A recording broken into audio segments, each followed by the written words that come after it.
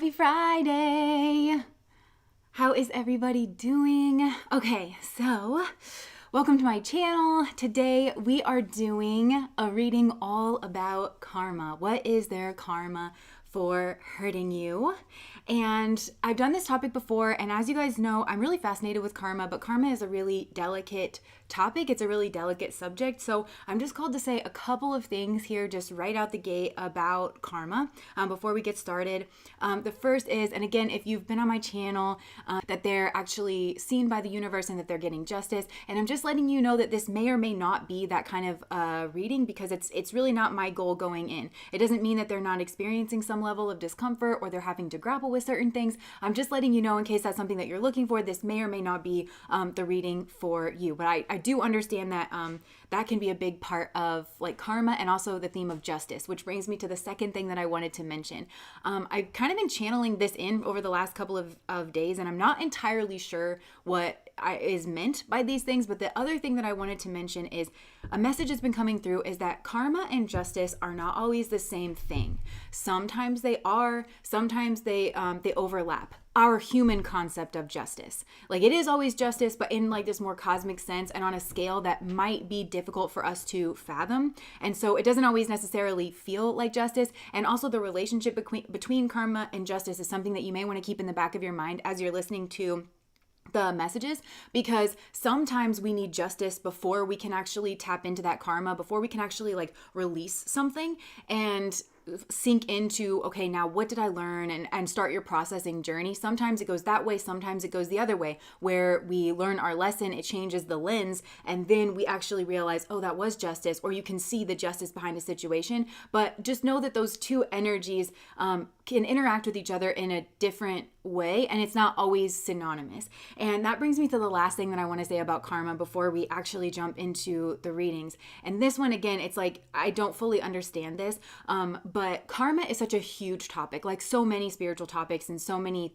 even psychological topics and things that we talk about here on this channel. It's huge. People write entire books. They write their dissertations. They can obtain doctoral degrees and spend their whole lives just contemplating and relating to certain subjects. Well, karma is absolutely one of those subjects. Many books have been written on karma, and I actually really have appreciated the concept of karma from my husband. He is a strong Buddhist. He's spent time in monasteries, and he's always saying that, like when I want to talk about the concepts of karma, he's always saying, really karma is such a big concept that we really struggle to understand, like with our own human mind. And to a certain degree, we're not necessarily meant to understand it because it takes us out of our process. And I think this is something your guides are really wanting you to connect to, is that this reading today is not meant to kind of take you out of your process. The process is what's most important here in the situation, just really relaxing and trusting the process, because karma is a law. That's something that I really wanted to say. Just like gravity is a law. There's no necessarily like decision-making or sentience behind it. It's a law. It's a function. It's a way things kind of naturally occur, because karma always kind of relates back to truth. Are you dealing in the truth of the situation? And when you don't deal in truth, there's a natural ripple effect that happens. When you deal in truth, there's a natural ripple effect that happens. So it's just like gravity is a law. God isn't like, it really offends me that you tried to float yesterday, so I'm going to smack your booty back down to the ground. It doesn't happen like that. It's a law, because we're here engaged in a process, and there are certain conditions of what we call life that are present around us, and we signed up to go through this process because we see value in it. And that's something that I really wanted to kind of like hearken into, which is kind of piggybacking on what I'm trying to come across here in this third point, which is that because karma is a law, and when karma unfolds, it has less to do with your ego and more to do with the Tao. And the Tao is a concept that we've been talking about a lot more, because the Tao, in my view, is kind of God's will. And I think whenever we incarnate, we have our highest and best path. And I think it's something where we kind of hodgepodge together, okay, I want to learn these things, so I'm going to come across these certain challenges and these certain obstacles. That's kind of what makes life worth living. And we can sometimes look at that as suffering. But again, I'm hearing grow through what you go through. So you kind of know ahead of time that there are certain things that you didn't really like about how you handled yourself in past lives, or things about this place or your soul in general, or a concept that you don't really understand. So you ask to be confronted with certain obstacles. And in so doing that, you kind of rebalance the scale. But it has to do with your own gnosis, your own knowledge that you live, and your own like perfecting your own understanding, which ultimately leads to your surrender, to acknowledging that your own ego doesn't always have the right perspective. You are an incredibly limited being. And so there's a humility that kind of comes from that. To assert your own free will, a lot of times is divinely motivated, and that is you flowing with the Tao. But to do it when it's against the Tao, it's a very ignorant, like I mean that in the true definition of the word, kind of move. And that's why you have to kind of understand that there was something flowing that was headed to a different direction than you could have even maybe contemplated. So what I'm trying to say with this third point is that karma has more to do with the Tao, the flow of the Tao. And so it doesn't mean that you never experience challenges. And if you're experiencing a challenge, or if you get faced with something uncomfortable, or if your ego gets triggered, certainly not if your ego gets triggered, does it mean that there's something wrong and that you're getting some kind of karmic reprisal? A lot of that is baked into the Tao. The Tao wishes for you to experience that. You were in on it before you incarnated. But other karmas that we experience, especially traumatic karmas, we all have free will in the moment. So some of them are fresh. When somebody decides to like steal somebody's purse or something like that that can be a fresh in the moment decision. So I'm just trying to kind of put this in cosmic concept here, because we're attempting to tap into something that is really big. But so Spirit is going to hopefully enlighten us on what karmas are unfolding here for our own benefit, so that we can grow through what we go through, and helping to tie up any loose ends that we need to know. But this, again, I feel like this is such a huge concept that it is really hard for us to understand as people. So okay, hi, thank you guys. Okay, so we're gonna go ahead and get into this reading. I've got 3 piles here. I'm not gonna shuffle the cards today because I'm actually toying around with having Alex shuffle. Alex is very intuitive, and he actually reads cards for me because I'm one of those readers where I can't read for myself. I like get all in my head about it. So this is the first time I'm seeing these cards though, so I've already got the piles here. So pile number 1, we have the thread.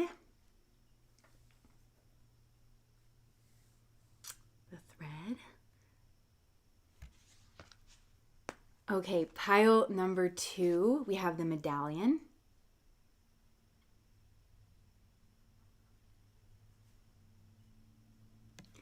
And pile number 3, we have the womb.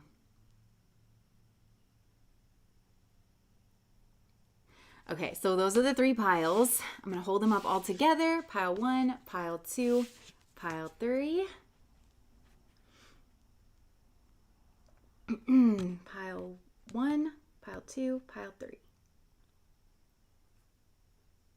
Okay, so, all right, let me just get into this mode here. Okay, keep in mind that sometimes these energies can be flipped. So if you feel like you've gotten your own energy, I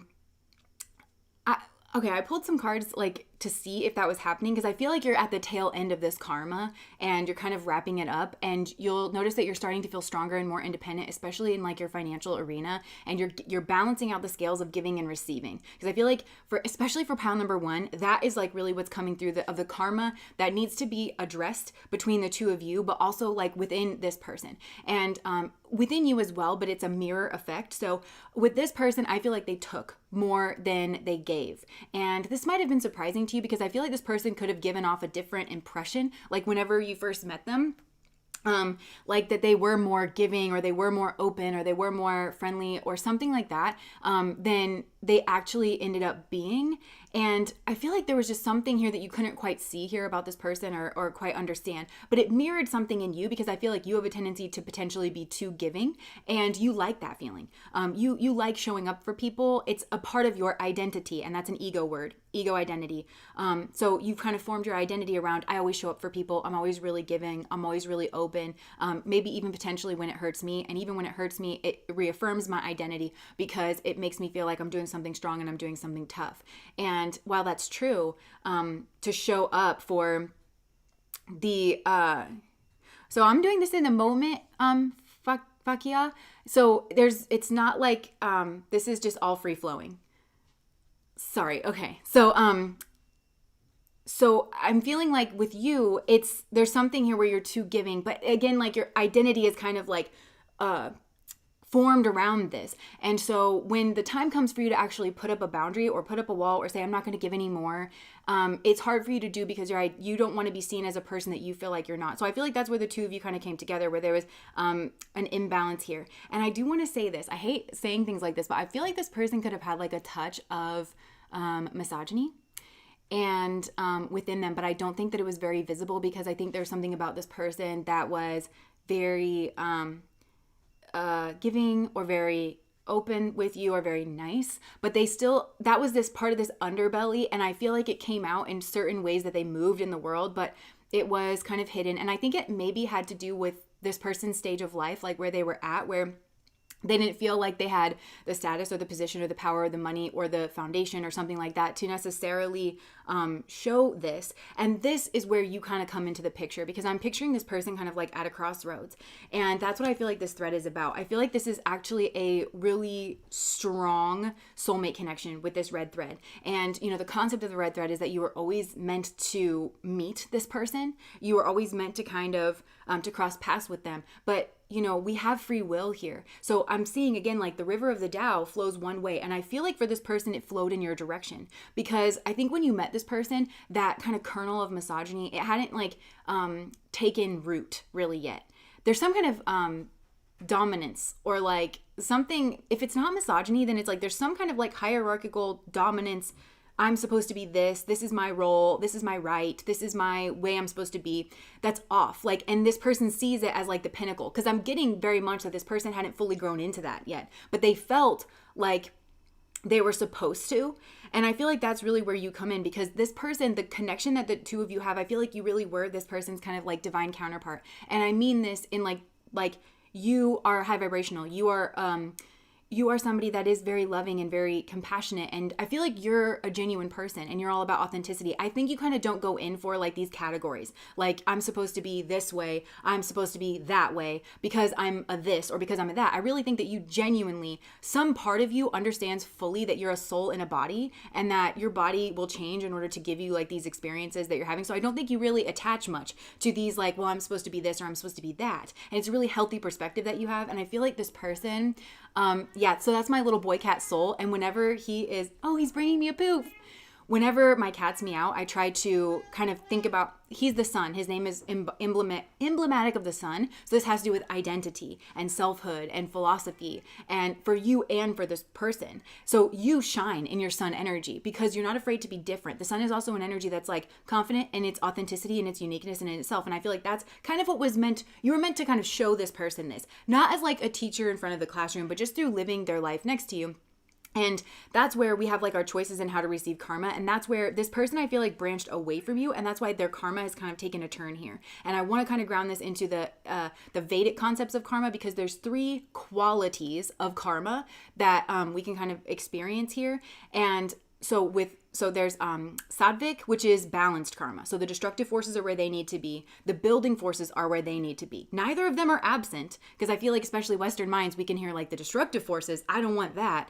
Well, if we never had a winter, everything would be overgrown. We'd have a tick problem. You know what I'm saying? Like, the destructive forces are required to keep things in balance. You want them in the right place and in the right amount. That's sattvic energy. That's kind of what we're all going for, is that healthy balance. Tamasic energy is where something is really skewed in this destructive way, where somebody is in a really like kind of destructive element, and everything around them, they think that they're growing. They think that, you know, and usually this has to do with strategy, asserting your own ego, your own will above surrendering and relaxing and trying to develop a relationship and hear the voice of spirit and the Tao and where it's trying to flow, and prostrating yourself to the higher aim, like lead me to the rock that is higher than I, right? That's how you get into the tamasic energies. And usually there's a lot of drama and a lot of chaos. And I feel like that's kind of the path this person has gone down, but it didn't need to be that way.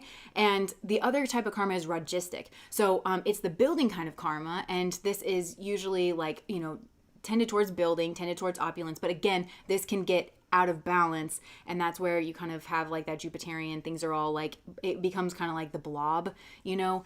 So you really are looking to strive this balance. And I feel like you represented that path towards balance because you are kind of this person's balance, where I feel like their karma, naturally, they are more tamasic in their quality and you are more rajistic in your quality. So I think on some kind of level, you might have even been drawn in to this person's kind of destructive nature, but you need this person to harness it and to use it well and not haphazardly. And that's where I feel like the two of you are coming together to blend your energies, learn from one another, and actually have this sattvic kind of a bond. But I feel like with this person, there's something that happened here, and I feel like their ego got triggered and they turned away from you. And so the option for them to learn their lesson in a healthy, more active and engaged way in order to change and transform their own soul did kind of go away. So I think this person has really placed themselves in more tamasic kind of settings and relationships and just qualities of interaction with people, because this person's ego in no uncertain terms needs to be checked. It needs to kind of like come crumbling down. And I feel like that's this person's overall karma. Now, here's where I'm kind of getting a very specific message as to how that has been, because I feel, again, like this tamasic energy, people who have tamasic karma, they usually don't know that they have tamasic karma. They set out to build. They think that they're builders, but they put, again, too much emphasis on themselves. They're not pro-social. They don't want to be a part of the collective. They don't look at their own accountability on things. They kind of, I'm getting that this person has a bit of like a victim mindset. When things don't go wrong, or when things do go wrong for them, they kind of look at themselves like as they've been victimized or like unfairly knocked. So I feel like this person would wrongly come to a reading about karma and think, yeah, because this person hurt my ego. That's why I was trying to say that at the beginning, that it's about going against the flow of the Tao. Sometimes our egos need to be triggered. Spiritual teachers are actually very adept at triggering your ego when it needs to get triggered, because you need to question the ego. But anytime this person's ego gets triggered, they take it as like an excuse to behave badly or to blame someone else and to solidify their ego, which is why they're so destructive and why they're so tamasic. And I feel like you've done something here, because this person, there was something that showed this underbelly here. They could have cheated on you. They could have chose someone else over you. They could have just left because this person was trying to teach you a lesson. That's what I feel like. It almost feels like they were trying to teach you a lesson of like, well, yeah, like that'll, again, asserting their own ego. But this person doesn't have the wisdom to know that they're following that voice of the ego. So they were trying to teach you a lesson. And so then I feel like you felt the pull on this thread. And they put you in a position where now you're at a crossroads. They shouldn't have, like, the very fact that a crossroads opened up for you meant this person wasn't on their highest and best path, because they should have, there was just a pull towards you is what I'm getting. There was just a natural flow towards you. But I think like this person had to kind of humble themselves to the feelings, to the strength of the feelings, to the Tao. It's not even to you. It's not to your ego. But I think this person would have seen it that way. Like, oh no, I have these feelings that I'm not in control of, and they're very powerful and I don't know what they mean, but And instead of like allowing that contemplative process to unfold, this curiosity, this let me kind of like follow things, instead they tried to dominate you in some way because they felt like it was their right. And I do think that it's because this person has fallen prey to some kind of, it's coming across very patriarchal rhetoric around them of who they're supposed to be. They're kind of they were taught to objectify themselves. And so because they were taught to objectify themselves, they were then taught to objectify you and everything else in our world. So they become more of that tactician kind of vibe that I pick up on the channel more and more, where it's like they feel like in order to win, they've got to be the strategist. So this is a person without a spiritual perspective. Now they may go to church or they may do this, but that's what I'm saying is like in the core of their being, they do not have the like actual spiritual boat to help them.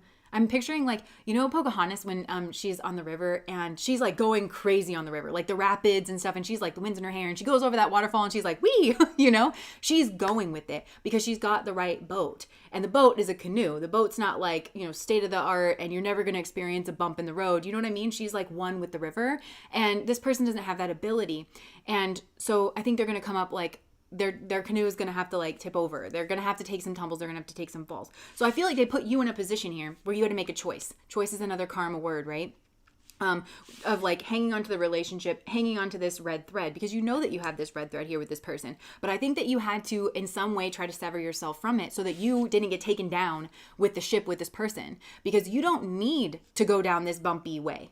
You don't need that. You know how to build. Like I said, I think your karma is, if it's not, I think you're well on your way to becoming like very sattvic and very balanced out, but yours is more like rajistic. You know how to build. That's kind of what I'm getting. You know how to build things over the long term. It's this energy that I get that I call opposite of devil energy. You're not taking the low hanging fruit. You're not taking the easy, quick fix, that's going to stroke your ego and, all the while being kind of blind to the fact that you're not leading with wisdom. You're not like that. So you don't have to go down this path with this person, which is why a choice opened up for you.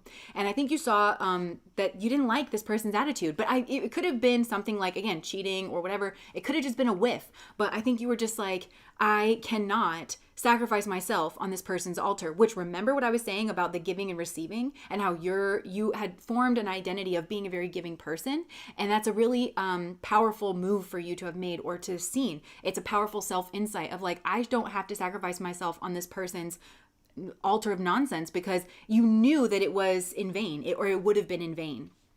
Because it wasn't like, I think you're okay sacrificing yourself to a higher ideal. I think you do that all the time. That's part of what like being on the spiritual path is. But this person doesn't quite understand that. They wanted you to sacrifice yourself on the altar of their ego.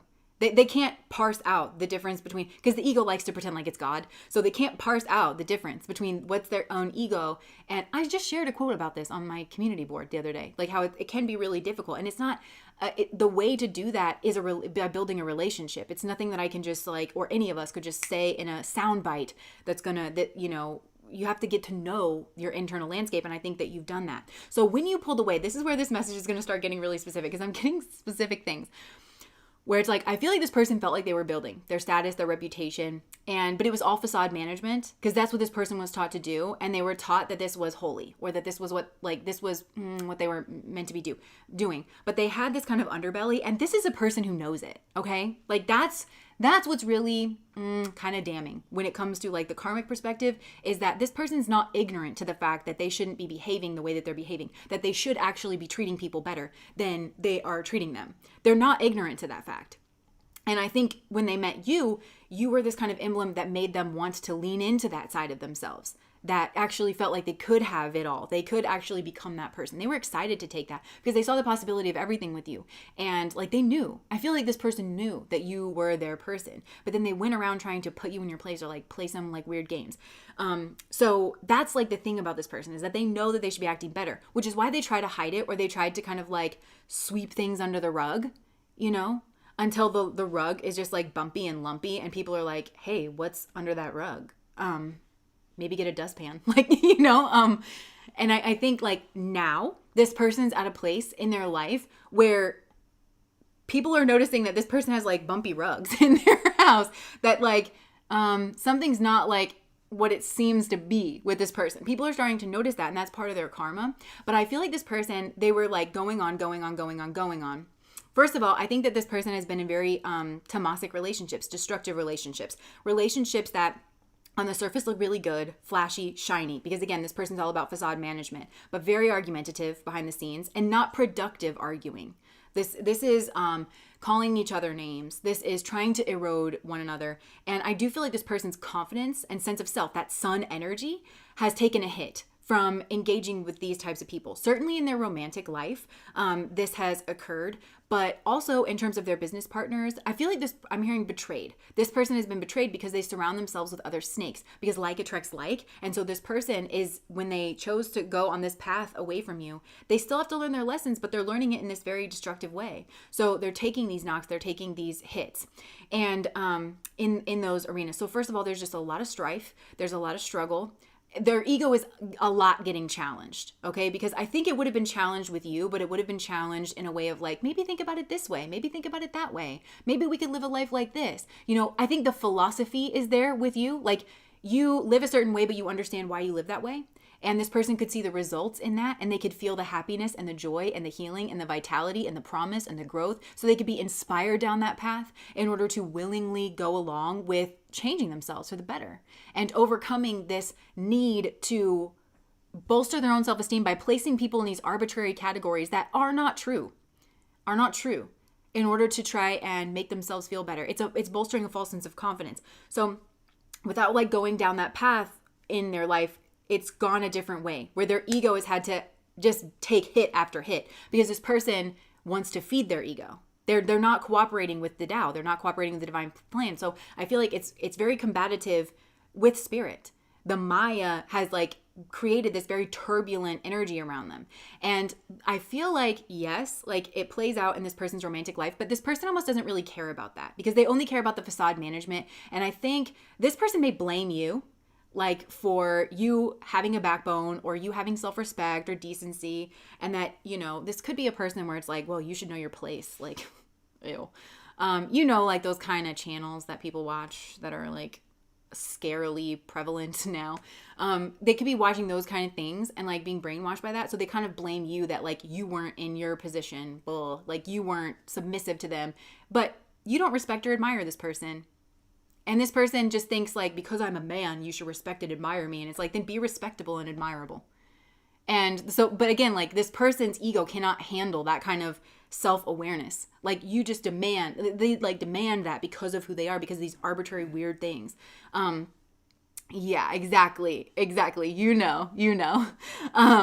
So yeah, like this person, has had very troublesome personal life, but I don't think they really put much stock in their personal life. They kind of want to be like respected and admired from their personal life. They want to make people jealous. They want to make it seem like they have the fairy tale in order to kind of rub people's faces in it, in order to create some kind of dominance, but they don't have any like emotional investment, which is really sad, like in their personal life. I mean, I think this person, again, it's like the same thing that you saw in them. They're friendly enough. They're nice enough. This is not like if they can do things without dominating, then they will. But it's like the feeling just isn't there. I feel like the main place where this person is receiving their karma has actually to do with Capricornian things: their business, their place in the community, their reputation, their climb energy. Because this person has always wanted to elevate. They've always wanted to climb. They've always wanted to be seen, like as a pillar of the community. And this is reminding me of something I said in another reading, like back in the day, where first of all, I do think that this person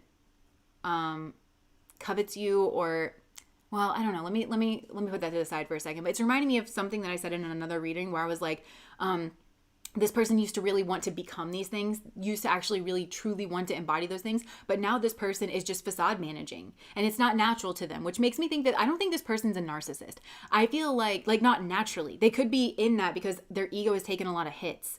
And so they're like in this very like prolonged defensive mode. So I think they could potentially act like that, but I don't think this person has like a disorder or anything like that. But anyways, I think that this person, it's very Tamasic. And I think that this person was going along, and thinking that they were building all of these things and thinking that they could keep everything together. Hubris. I'm hearing hubris, and I'm hearing pride always comes before the fall. So I think this person felt like they were doing really good, and that they were just, killing it, and that they were being looked upon like they wanted to be. And then boom, something happened.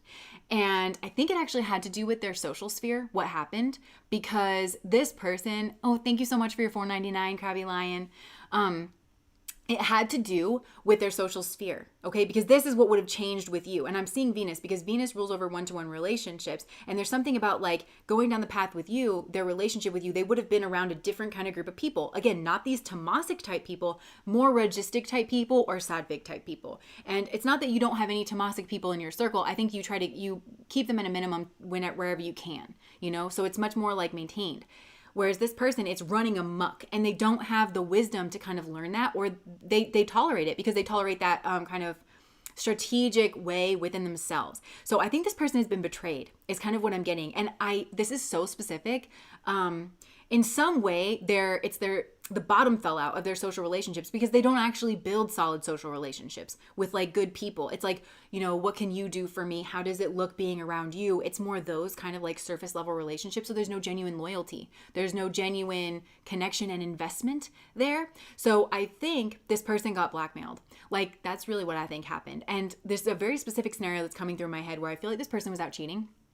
Like, I think that they made a habit of it because, again, I think they like to feel power, and I like that they associate their association with you as you having power over them because of the internal emotions and the Tao pulling them towards you, and them not understanding it and freaking out and thinking, oh no, a female or a partner, whatever it is, like shouldn't have this kind of a pull on me. So I'm going to rail against it like the ego does. And I'm going to teach you a lesson, and I'm going to dip out. Or they played some kind of games. Maybe they were trying to cheat on you to knock your confidence, or they tried to make you feel less than, or they wanted to make you miss them or something. They played some kind of game here, and it backfired. So anyways, they built their whole life around this, where I think this person was out cheating, and I think they got caught by maybe a friend, but it's somebody, whoever did this. This is what I mean. Like, this person's ego has had to continually take hits, because I feel like whoever caught this person doing this, whoever played this game with them, caught them doing something.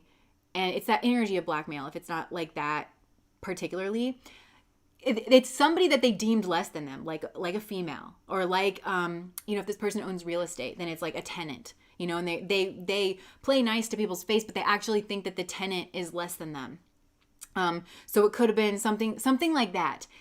Could have been somebody that they were cheating with, and they were like, oh, I'm just going to use you for whatever I want to use you for. I'm going to keep you in your place because I have all the power here. And this person's hubris and not seeing the value in people where they should see the value in people is actually what led them to being caught. And so it's almost like, oh, well, I'm going to release this picture to the community, or I'm going to release this picture to your family or something like that, unless you give me what it is that I want.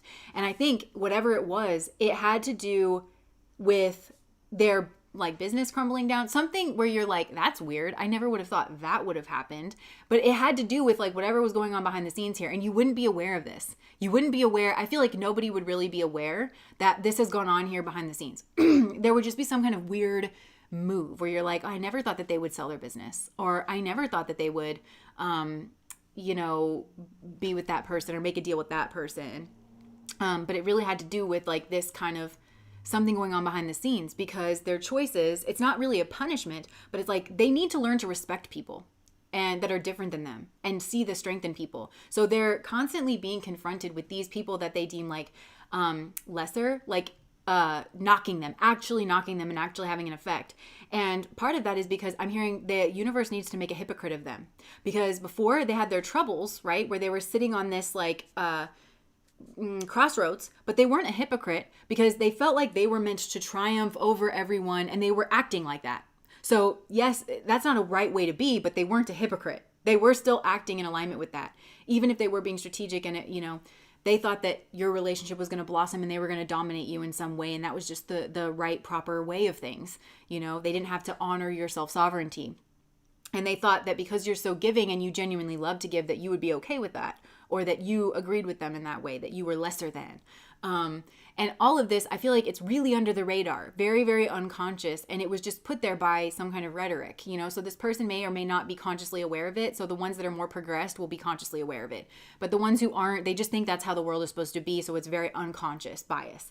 And yeah, so moving over to like this other karma, I just feel that they are being confronted with other people's strengths, outmaneuvering them, catching them with their pants down is what I'm hearing. So that even though this person may espouse these kinds of beliefs, or like that they're strong and that they're the biggest, baddest one, it's really making them have to behave like a hypocrite behind the scenes, because I think now this person has learned that they need to give people their due, and that actually these people are contenders, and they actually need to start paying more attention to they have to, in their actions and in how they think behind the scenes, even though they kind of espouse like, I'm the pillar of whatever, like this community, and I'm the patriarch of whatever, they are actually having to factor in that other people are smart. These other people that they discounted before, they're actually having to factor that in. So it's making their energy a hypocrite. And for some reason, this is like the wedge that spirit is getting in to start prying apart this person's ego, because this person believes their ego, hook, line, and sinker, baby. And if you trigger this person's ego, they think you're the devil. They think that you're the bad person. They don't think, my ego got triggered, thank you for the lesson. Like I can see my ego now, and where it's kind of controlling things. But I don't think that this person has the wisdom to kind of put all of this together just yet. I think they really think that the world is a hostile place, and that I think it's the ego is like, first it'll solidify, and that's where pride comes before the fall. So this person's ego is like really like, I gotta take on the world, and everybody's out to get me, so I need to bolster, right? And that's this lack of wisdom. And I'm hearing Barbie. Like, I think I haven't seen the Barbie movie myself. I really want to, but I think like there's something about maybe watching the Barbie movie or something, like something's going to click in for this person. And like I said, I haven't seen it, but I know that a lot of people are saying that it really does demonstrate how trying to like control and dominate women is bad for both genders. It's bad for all of us, trying to like live for that way. And I feel like this person maybe They were probably got sucked into watching it out of like hate watching it, or maybe they didn't, maybe they were even very neutral and like they didn't care about it. But I think there's something that's going to kind of, again, place a seed in there, kind of like a pearl, how a pearl is made. Like at first, like in an oyster, at first it's really, really irritating, but and then the oyster tries to coat it with calcium and everything, and that's what then like makes a pearl. I feel like this is the part of it's a journey, it's a process. So like if you just look at it, it's not like overnight. It's not like this aha moment that this person is going to like be reckoned with. It's this looking at the world from the opposite lens, you know, and something here like that. And I do actually think you are a big factor here with this person and with their karma, because there is this red thread, and I do think you are the pinnacle. You are actually the pinnacle. And you were meant to kind of replace this, like actually living a good, happy life that could be balanced in this sattvic energy was meant to replace this need to dominate, you know, and to be something special at the expense of everyone else. And I think that you represented a different way where things could actually be in balance. There could be love, there could be respect. You could show your strength and they could show their strength. And actually both of you developing your strengths together would be something very strong. But this has to do definitely with like I feel like you were meant to be in like some kind of romantic relationship together, but there's definitely karma that is playing out here with this person. So I feel like betrayal is a big one. And just overall this energy of tamasic karma, being around very volatile people that are kind of like them, where they give like a pretty good appearance of maybe being pro-social and wanting to get along with things, but really everybody's out for themselves. It's that hidden underbelly. This person has to understand why we can't build that, like with that energy. How you can just build a little bit, but then as soon as you start to really, your energy starts to promote, you actually start to gain some kind of traction, somebody's going to want to take you out for their own game. Or that for somebody else to run their energy, that they have to be subversive and kind of catch you with your pants down behind the scenes. Even things that are like regular, this person may feel like they got caught doing something that was like a regular everyday human behavior, like we all do this or we all do that, but really it's like, yeah, well, that's what happens when you surround yourself with these kind of people and you don't make a stand and you don't cut away. Because I feel like you actually demonstrated that, where you love this person, but you recognize the disrespect, you recognized the poison in it, and you knew through your lens of wisdom, you knew that if you got too wrapped up in this person, that you could potentially end up going down the wrong kind of path, and you cut away from it. And because of that, you've kind of protected your environment. And this person, in a way, you demonstrated perfect masculinity, is what I want to say. Very pure-hearted, no nonsense. The masculine path is the straight and narrow. It's like one foot in front of the other. And I feel like you actually demonstrated that better than this person could have. And I feel like they kind of have that to learn from you. Yeah. So, okay. So, yeah, that's really what I'm getting, is I feel like this person is having to learn these lessons the hard way. It's like this person's existence is very strife ridden. And I don't think this person has a big picture perspective. And that's what I'm calling the lens of wisdom. I don't think that. So I think they're kind of, I think they believe that all these like happenings, everything kind of falling apart in their world, it's not related. And it's certainly not related to them. They're not the common denominator, which they absolutely are. But they can't see that they're the common denominator. That the way they interact with the world, it needs a shift. Their worldview needs a shift, needs updated in order to avoid these kind of traps, you know? So, yeah, let me just get anything else here. So it's very specific, this one. So just to kind of wrap this up, this person's karma, the lessons that they're learning is that they can't just put people in categories in order to run their strategic game, because people don't neatly fit into categories. There's a lot more nuance. So this person is learning humility and being very humble, and that there's certain things that they can't factor in or account for. I think that you demonstrated this to this person as well, because when confronted with this person's underbelly that you couldn't quite see, but you got a whiff of, or they, you know, I'm hearing fool me once, shame on me, fool me once, shame on you, fool me twice, shame on me. So if this person did cheat on you, or they did do something here, and you were humble and you were saying, look, I am acknowledging. I think you showed a positive version of this. I am acknowledging there are things about you that I don't know or I don't understand. And I'm not going to have hubris and walk into it thinking that I can control it. That's a fool's errand. No, thank you. I will not be engaging in that. So you cut loose and you moved away. And this is a person as well where I feel like you started this, like you initiated this energy. But through you doing that, their ego could have potentially gotten wounded. And then they tried to start a fight with you in order to then cut away from you. And so then they would listen to this reading and think that I'm talking about them. This person's confused. This person's like all over the place with their like mental gymnastics and their fuckery. Because they are just, it's their ego's fancy way of trying to outrun their own accountability. This person is learning how to be self-aware. They're learning how to hold themselves accountable. They're learning about pro-social behaviors and collective, like that we're all better when we can all like learn our lessons and things and become stronger, and that it doesn't take away anything from us. And they're learning that if they want to be respected and admired, it's not something that is just a given. They need to behave in a way that is respectable and admirable, and not trying to facade manage and keeping their dirty little secrets like hidden, you know? Not that you need to tell everybody everything, but it's like this person's made a hypocrite of themselves. So they're being confronted with that. And it will only, I'm hearing it will only get worse going down this life path. And I feel like they could have tried to replace you as well, but it's just a facade. Whoever they tried to replace you with, it's just a facade. It's somebody, because this person's kind of shallow. They're very, so they got the facade with you, but you're actually load bearing. And this other energy that they try to replicate, it's just a facade. And I think that is the person who very well could have betrayed them in some way, shape, or form. Or their energy is just betraying because it's eroding their self-confidence, and not for a higher purpose. Because like if this person can't put up or shut up, then that's not just eroding their confidence. That's the truth of them. That they kind of are dead in the water in certain ways, and that's a real problem that needs to be addressed. So, okay, that's what I'm getting for you. We'll just pull anything else here. Spirit, is there anything else that you want to say here for pile number 1?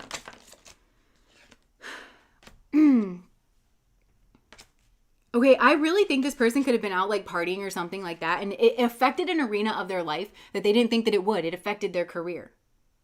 There's something here about the way that they lived their social life affected their career negatively. And like they could have been, like out drinking or something like that. After a period of prosperity and abundance, and then all of a sudden things just like got really frozen out. February could be a particular, this could have happened in February. Look, there's like, we have the grapes and the jug. I feel like it could have been like, well, this person was drinking, having a lighthearted, carefree time. They weren't paying attention. They didn't think that their bad behaviors were going to catch up to them. And then boom, it did. Fair woman, dealings or relationship with a woman with blonde, gray, or white hair. So they could have been out with like a blonde woman, or it could have been a blonde woman that caught them doing this. I don't know. So the karmic lesson is the boot. They may have gotten the boot. I'm hearing they got kicked in the butt. Kicked in the booty. They are learning to increase their efforts if they want to actually achieve their goals. They actually have to put up or shut up. They do actually have to try. And then rabbit, too much concern with sexual matters. I feel like this person kind of gets around the place, you know? And they do that as a means of control. Controlling their emotions, controlling their self-esteem, controlling the way they feel about themselves. They're like, yeah, I'm strong. I'm like an alpha dog, or like whatever they call themselves. And, but they also do it to control like their partners. They're, whether it's women or men, I kind of want to say women, they do it to kind of control the women, to keep them in line, to keep their self-esteem in line, to keep them on their toes. Like they do it towards that. And then this wheel energy. So spirit stepped in. Spirit absolutely stepped in because this person was just going to continue on that path forever. So this person needs to humble themselves and actually ask for support. Okay, I'm also getting, I think I shared this over on Patreon, where somebody will try, this is a person who will try to manipulate you. Thank you so much, Heather, for the $10. That will try to manipulate you by making you think that you owe them so that you're never in debt to them. But really, they should be in debt to you. You know what I'm saying? So like they're trying to manipulate you into giving the help that they need, instead of just honoring your strength and asking you and allowing you to do them that solid under the guise of truth, under the truth that it really actually is. Yeah. Or they're just trying to rely on luck. And this person is having to mourn the loss of something that they once had. Whether I think it has to do with position or status or something to do with a business or something like that. So, okay. And let me just check in with your karma potentially about this. What do you want to say about like your lessons? Because I feel like you've cut away from this person. Oh my gosh. You're learning so many things. Okay, this is leading to marriage after a journey. Maybe with this person, but I really doubt it. I think it's with someone else. You may get compliments from an admirer, and it's going to lead to happiness.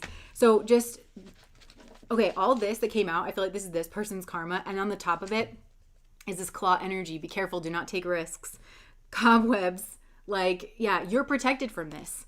You are protected from this because of the choices that you have made. And I do think that you've had sorrow. I do think you've had to grieve this. And for those of you who are on Patreon, I filmed our Patreon reading yesterday, and I feel like this is like very much tied in with pile number 1 on our exclusive reading over there of what unmet needs you're trying to meet unconsciously. I feel like this is like really tying in nicely with that reading over there that'll come out tomorrow. So that's what I have for you guys. Pile number 1, that is this person's karma. Okay, so pile number 2. Oh, I got a very specific message of this. So pile number 2, the medallion. Okay, pile number 2, this person's having family trouble, y'all. This person is having family trouble. And it may have to do with money or an inheritance. And for those of you who this ties into pile number 1, it could be because of this person's status or reputation.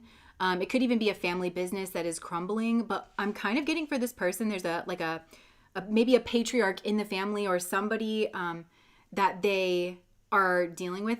Babe, I think it still says pile number 1 up there. Yeah, it does. Oh, okay. Just having some trouble here. Oh, okay.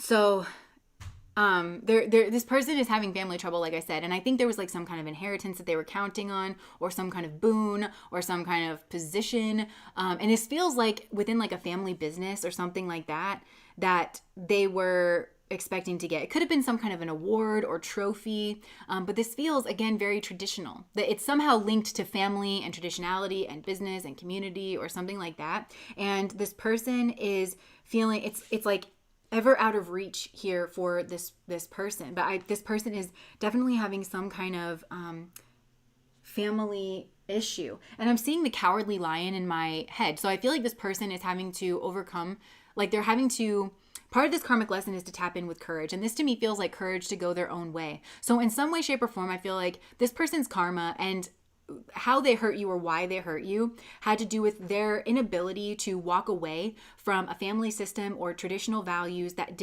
no longer serve them. And I'm seeing the rebel card. So it had their karmic lesson is somehow wrapped in with them not being able to tap into the archetype of the rebel in a positive, effective manner, right? Of like, this system no longer serves them. And I think somehow this affected you. And they did this because they were trying to gain this like, family thing, status in the community, something like that. They were trying to achieve that. So they were trying to kind of, they made like a calculation in their head where they were going to disrespect you or move away from you. But really this person should have been standing up for themselves and their rights. I really think this is tied into their rights. And I think that a number of people could actually be affected by this. So this is a family who may actually have some kind of a power or something like that, but it in some way affects the collective even as well. Like overturning certain things that maybe a lot of people feel kept down by. So, and maybe this is your karma together where the two of you were supposed to be, like show that you could actually break down like these certain systems or something like that. And this person turned away from that karmic responsibility. It's coming through more like a karmic responsibility here for this person. And this is also connecting with some, I'm hearing myself in other readings where sometimes I get this message where I hear like spirit being like, who's your daddy? Who's your daddy now? Like this person's always trying to please that. It's a father, it's a patriarch, it's a boss. It's trying to play up to that very masculine, like traditional thing, but it's actually not who they are, and it's actually not serving them, and it's not serving you. That's my little boy cat again. So again, this is like calling in the sun energy. This person needs a new philosophy. I feel like this person's health could also be taking a bit of a turn here as well. I'm hearing health is wealth.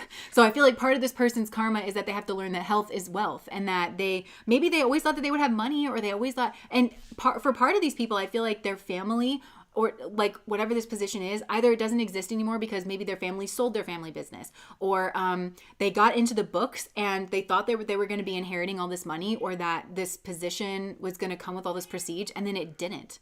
They're learning that like this person was just facade managing, like their father or their family or like their, whatever it is. Yeah, I think they're learning that it was all a lie. I'm hearing it was all a lie. So this person's grappling with the fact that they feel like they threw away your relationship. They threw away a different life for themselves where they could have been freer. Like that's what this person, I feel like, feels that they enslaved themselves to something that they didn't actually believe in, and they're kicking themselves. I feel like this person's pissed, actually. Like they feel like they threw their entire life away for a pittance. I'm hearing for a pittance. Like, so this person made a deal with the devil is what I'm hearing, but they thought that deal was one thing and then it ended up being another thing.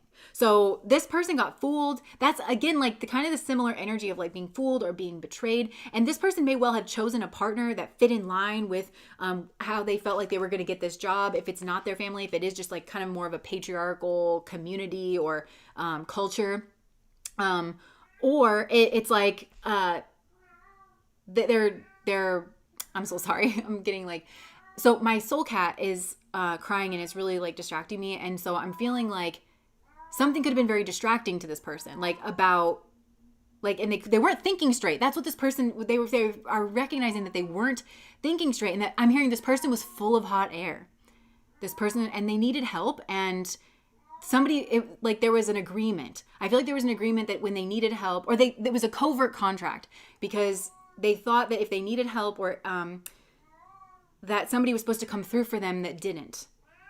That's what I'm getting. And this was like a masculine energy, somebody that they had a close relationship with, and it didn't. So this person is very much up in their head. They're very much thinking about things. They're wanting some kind of passionate, fiery new beginning, but I feel like this person's passion is kind of all spent because they've tamped down their own fire energy. And fire is like charisma, energy, dharma, that dharmic energy, that destiny, which I feel like is somehow to break a mold.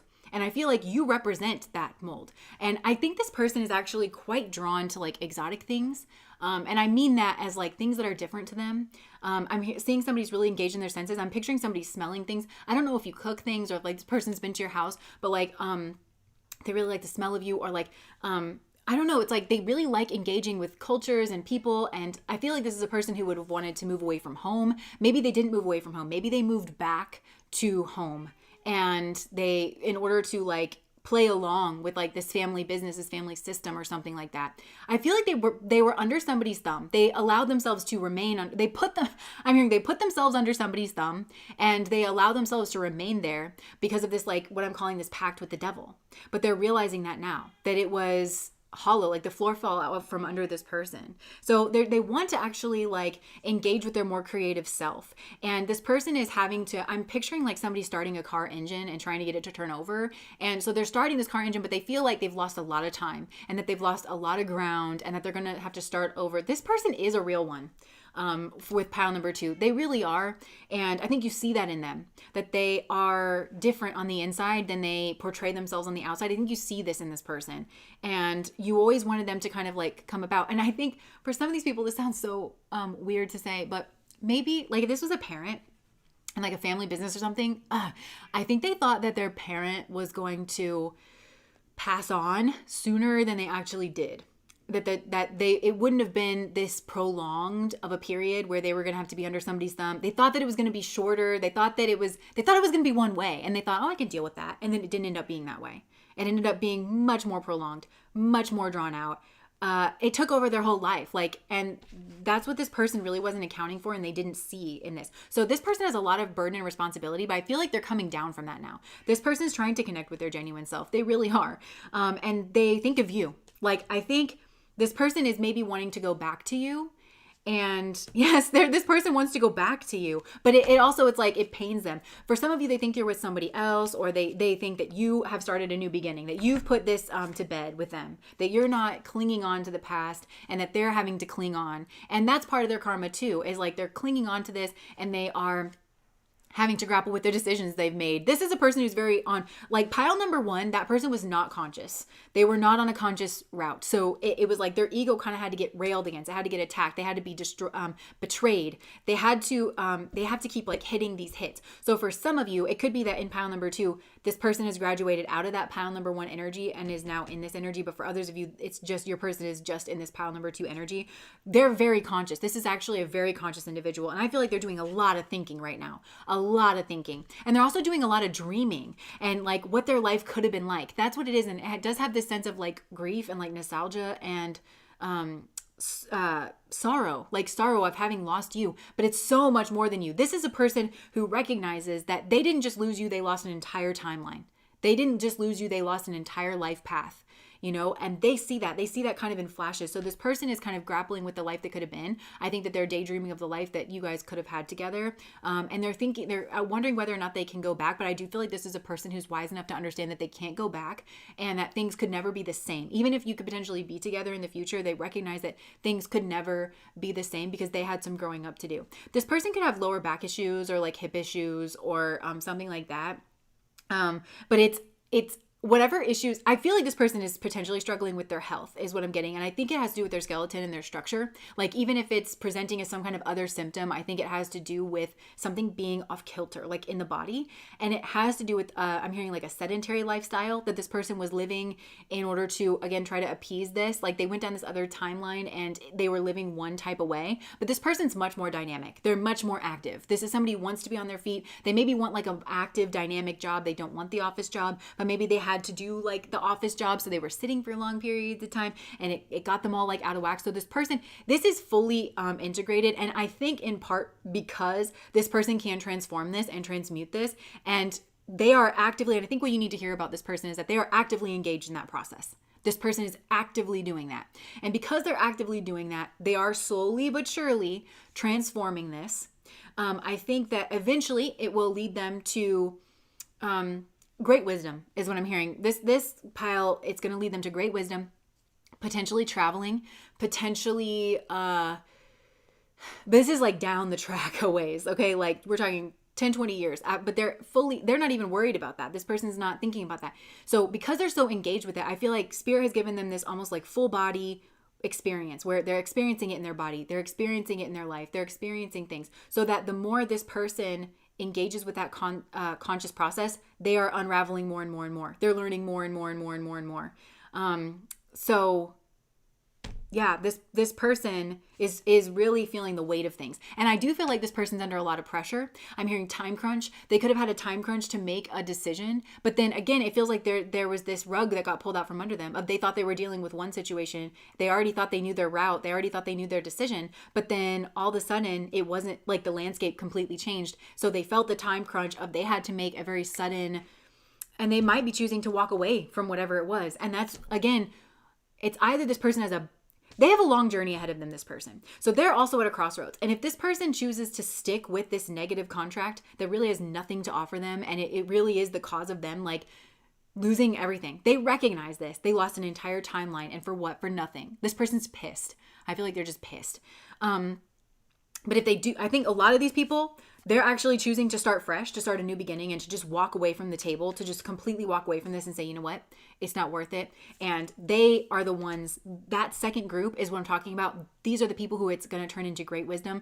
It's going to, maybe they're going to travel. Maybe they're actually going to be sharing this wisdom. This is a person who could teach people, like they could have seminars of like, did your family screw you over? Here's how I got out of this, starting over with a business in your 50s, here's how I did it. Like this is that person who is going to actually take their licking, acknowledge their folly, do the work, transmute it, build a different life for themselves, and they'll actually get somewhere with it.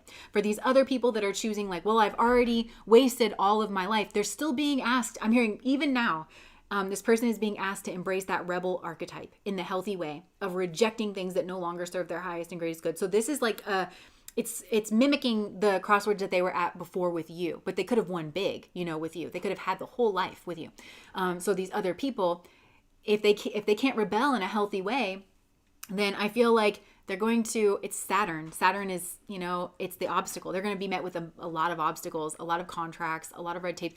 I'm seeing somebody try to tape something together with like contracts or something, but it's not going to be fulfilling. It's not going to be enough. This person, I'm hearing like for those of them that are going down that route, they're going to die under the weight of this. And still it's helping their soul because, they'll have another go at it. And we always take the lessons that we learn with them. And this person it's a karmic lesson of deep dissatisfaction. When we betray ourselves is what I'm hearing. This person is learning all about self-betrayal and kind of offering yourself up on a platter to that devil energy of thinking all I have to do is just, the sun energy. So remember how Soul was like, okay, I didn't get that. He was like crying at the beginning and I was like, it has to do with the sun energy. And remember how I said, so that Libran energy is negotiating, being the diplomat. And so I feel like with this family, with this patriarch, with this company, with this boss, whatever it was, they were trying to negotiate. And so they thought, remember I always say, what you never do, you never negotiate where your sun energy is concerned. That's off the table. You will always get sick doing that. You will always be weakened doing that. So this person tried to negotiate with their sun energy because that's what was asked of them. That they have to change their persona. They have to change maybe the way they parent. They have to change, so I'm hearing fatherhood could have had something to do with this. Maybe this person did get somebody pregnant early on, or this had to do with like who they were having a kid with or something like that. I don't know. Fatherhood could have something to do with this. Paternity is like a big question here. But it feels maybe multi-generational or something like that. So, I feel like there could have been secrets in this person's father's past as well, or like history, or I don't know. It like really steered their road. There's something here about paternity, and really connecting with the energy of paternity. But they had to change the way that they would have done it, in order to appease this other entity. So again, they started negotiating in their sun space, and you don't do that. You don't do that ever. And that's really what this is. And this person knows it. This person absolutely knows it. So you're dealing with a wise person here. You are. I'm hearing they're a firecracker. So, I think this person may have some things to say. They may have actually popped off and really given somebody a piece of their mind here. And it's causing them a lot of strife that they're going to have to start over and have some kind of new beginning. It really is. It really is. So this person's grappling with a lot, but I feel like I'm hearing this person's taking their lickings. At the very least, this person's not trying to blame anybody else. They're blaming this person who like wasn't forthcoming and wasn't, tried to trick them and everything. But I feel like this person genuinely knows that the writing was on the wall and they should have known better. Like, that's like really what I'm getting. Yeah. So this person's doing a lot of dreaming about what life could potentially be like. They are wanting to embrace a new beginning. They are. They want their struggle to be worth something. They could be thinking about sending a message to you, maybe even like an apology to you. They really found out somebody was lying to them. Somebody they admired, somebody they respected, somebody they looked up to. They found out somebody was lying. Full of shit is what I'm hearing. Telling porkies. When pigs fly. I'm hearing when pigs fly. They may have told somebody this. Yeah, I'll fall in line with your game when pigs fly. And I feel like this person should have done this much earlier. But for a lot of these people, they're choosing to do this now. And I just want to keep reminding you that there are the two paths that I pointed out. But I feel like for most of these people, they're choosing to walk away from this. And they're kind of giving somebody a piece of their mind is what I'm getting. His paternity skills. And Hazel says, like, that's exactly what I triggered their parent with, his paternity skills. Me and his father were head to head. Yes, because I kind of think it has to do with this sun energy, because I think this father figure, like if it's not their actual father, it's some kind of patriarchal figure, somebody with promises, somebody with fall in line, let me control you, let me puppet master you, and I'll give you everything you want. Well, that's the devil, isn't it? So it's hard to recognize when the devil's your dad, or when the devil is like somebody that you admire. So it's a tough lesson here, but it's that sun energy, because of course, like this paternal energy, that's the masculine path, is the sun energy. They don't understand sun energy if they're asking, or maybe they do, if they're asking somebody else to give of their sun energy. You know what I mean? Their selfhood, their personhood, how they shine in the world, how they're meant to shine in the world, which was put there by their Father in heaven. You know what I'm saying? And I think you definitely would have challenged this, because going their life with you, it looks like rebellion to this father figure, but they're just leaning from their ego. They can't see, again, they don't care what's best for their son, or which is really sad, or like whoever their student is, they don't care. They're so selfish. And I think you care about this person. You actually want them to be the person they can be. You want them to live this like full fun kind of life, you know? Oh, look, the Six of Pentacles, and it came out in reverse. This is unhealthy giving and receiving. Yeah. So, I get it. So for some of these people, this person that they're dealing with, this patriarch energy, could be the pile number one energy. Something could have come out about this person. They could have gotten blackmailed. They could have, could have come out that they had another child from somewhere, or that they had to pay off, or that they, had to, something could have come out here. So they could be dealing with somebody who is in the pile number one energy themselves. There's something here where they didn't get the money that they thought they were going to get. I feel like there was meant to be some kind of an exchange, and I think it has to do with money. They didn't get something here. They didn't get the money that they were going to get. They really didn't.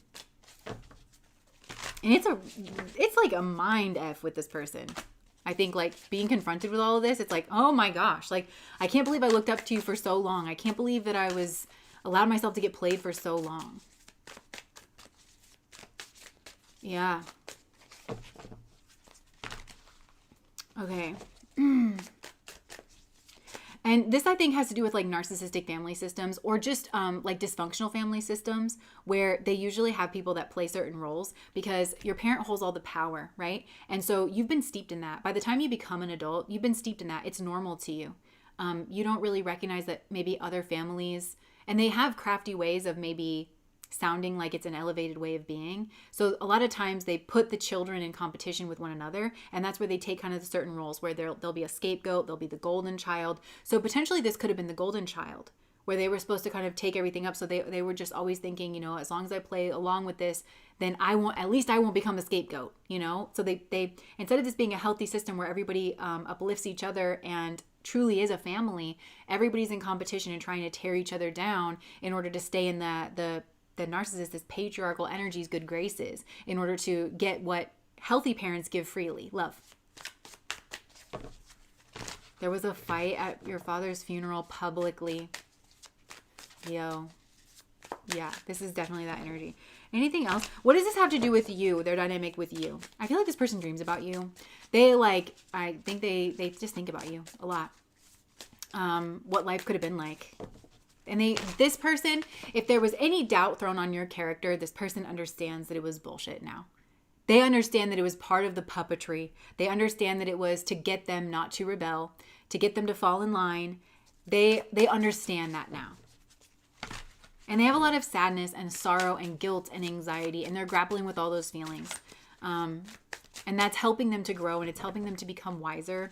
I feel like these people, if they have children, they could also be having conversations with those children to teach them the lessons that they've learned. And I think part of that has to do with love and romance, to where they want to stop this cycle in their family. So they're saying like, listen, you have to, when you find a good woman or when you find a good partner, that's invaluable, and you protect that above all else. That's your heart like calling out to you. It's leading you down like the right path, Yeah. I think this person's actually showing their humility. And they're trying to surrender and release. This person is having money problems, for sure. They're having money problems. And they're just trying to trust that things are going to be okay. They could even be dealing in like the legal system or contracts, or fighting a will in court or something like that. Yeah. And they're following, I think they're listening to some kind of like legal advice, or something like that, like advice, and they're being led to a different timeline, to where they're going to get a lot of perspective. This person may actually end up being alone, like especially if you're far away from each other or something. I think this person's going to end up being alone, really going into like a hermitude. Some of them I'm hearing like they're of an age, but this could also be like premature hermitude, where they're spending a lot more time than if they had gone down the path with you. They would have like built something else. They would have been in the world a little bit longer. So I think this person is being put into a premature hermitude, where they're spending a lot of time alone, and they're having to sort their problems and kind of fix things on a material level. And that's their focus, and that's they're cleaning up their karma, because I think this person's decisions did affect people on a material level. They left people out in the cold like you that they shouldn't have, that would have been affected more positively by their decisions or money or support. And even like people that work for this company or something, or people who do work for them or should have worked for them, they should have got a different version of this person. So I'm hearing like they had a mess that they had to clean up, and this person is cleaning it up. They're spending their later years in life, I think, cleaning up that mess and really gaining wisdom and distance and perspective. And I think they're actually building themselves up. Like pile number one, it was like they were trying to facade manage in order to get to the top of some kind of like Capricornian ladder. Well, this person isn't getting the respect that they deserve. And because of that, because they didn't get the position, right, that maybe they felt like would protect them, and they're having to kind of deal with that. It's less like this hit energy though, because they thought that they were going to maybe graduate and get looked at a certain way. And then that's not happening. So, but this person's still climbing, and they're actually really doing it. And because they're really doing it and being put through their paces, they're seeing through this devil energy. I feel like this person's breaking contracts, soul contracts, but this to me is like they're turning down bad deals with people. So they, even though they were in this like bad position, somebody could have come along and been like, well, with, 3 easy payments of $9.99, I will be able to fix all of your problems. This person's like, yeah, right. Like, and just cutting them loose and being like, okay, I need to actually figure this out. What exactly is it that I need to do? They're completing their karma.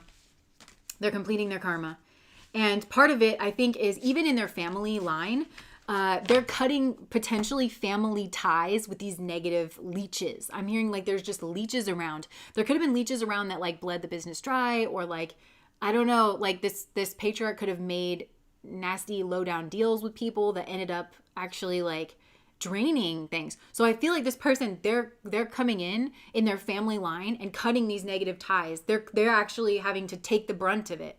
And it is their karma, because I feel like if they had separated out earlier, somehow this would have affected things. And it actually would have been put on this other patriarch's plate to have to deal with, to have to consider, to have to make certain concessions. And even to see how well this other person was doing on this other path and to reconsider their own philosophies, they would have been more confronted. So I don't know. I feel like this person is having to clean things up. And it is putting them in a bit of a mood. It's not, this person is kind of learning equanimity. Like, I feel like they could go to family events like weddings and everybody's happy. And it's not that this person's necessarily sad.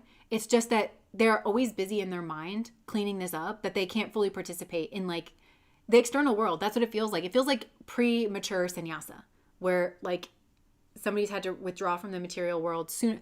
They did everything in order to have those moments, is what I'm getting, like to have the parties, to have the happy marriage, to have the happy wedding, to see their kids grow up. They sacrificed everything to have that, and now they don't have that in some way because they were led up the garden path. And I think they're starting to kind of realize that. So, okay. But this person also could potentially be watching you. I don't know if you are doing really well for yourself. This could well have to do with your spirituality. For some of you, you could be married to somebody else, or part of their karma is watching you, if you haven't done this yet, like build. Yeah, watching you build like your happy life with someone else. And so while this person's stabilizing, I feel like they're kind of getting this glimpse of you, wanting to offer you their higher cup, but you're no longer interested. And they have to kind of grapple with that and understand that you've set yourself free from this, and that this is now giving them some kind of other choice. So similarly, I feel like you could have felt flung out. Like you had to scramble. You had to choose a different life path because this person cut the thread. And so then you were left scrambling and dealing with the carnage of all of that.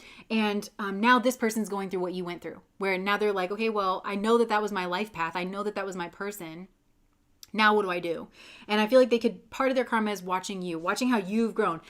They should be with you is what I'm hearing. Like this should have been their patriarch looking at them and you and the life that you built together and the freedom and the happiness and the travel and the expansion and seeing how well things work out for those who are cooperative.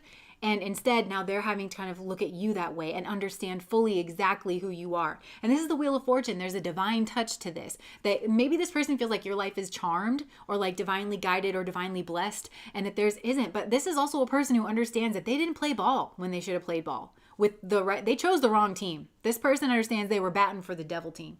And that's not who they really are. So they're breaking free of these chains. So they're kind of sneaking around here. And this is moon in Aquarius energy, which is embracing the rebel. So this person is kind of, and I think you're a comfort to this person because this person is actually comforted by Aquarian things, maybe science, maybe facts, but pushing the boundaries, living outside of knowing that people have the gumption to like live their true self comforts this person.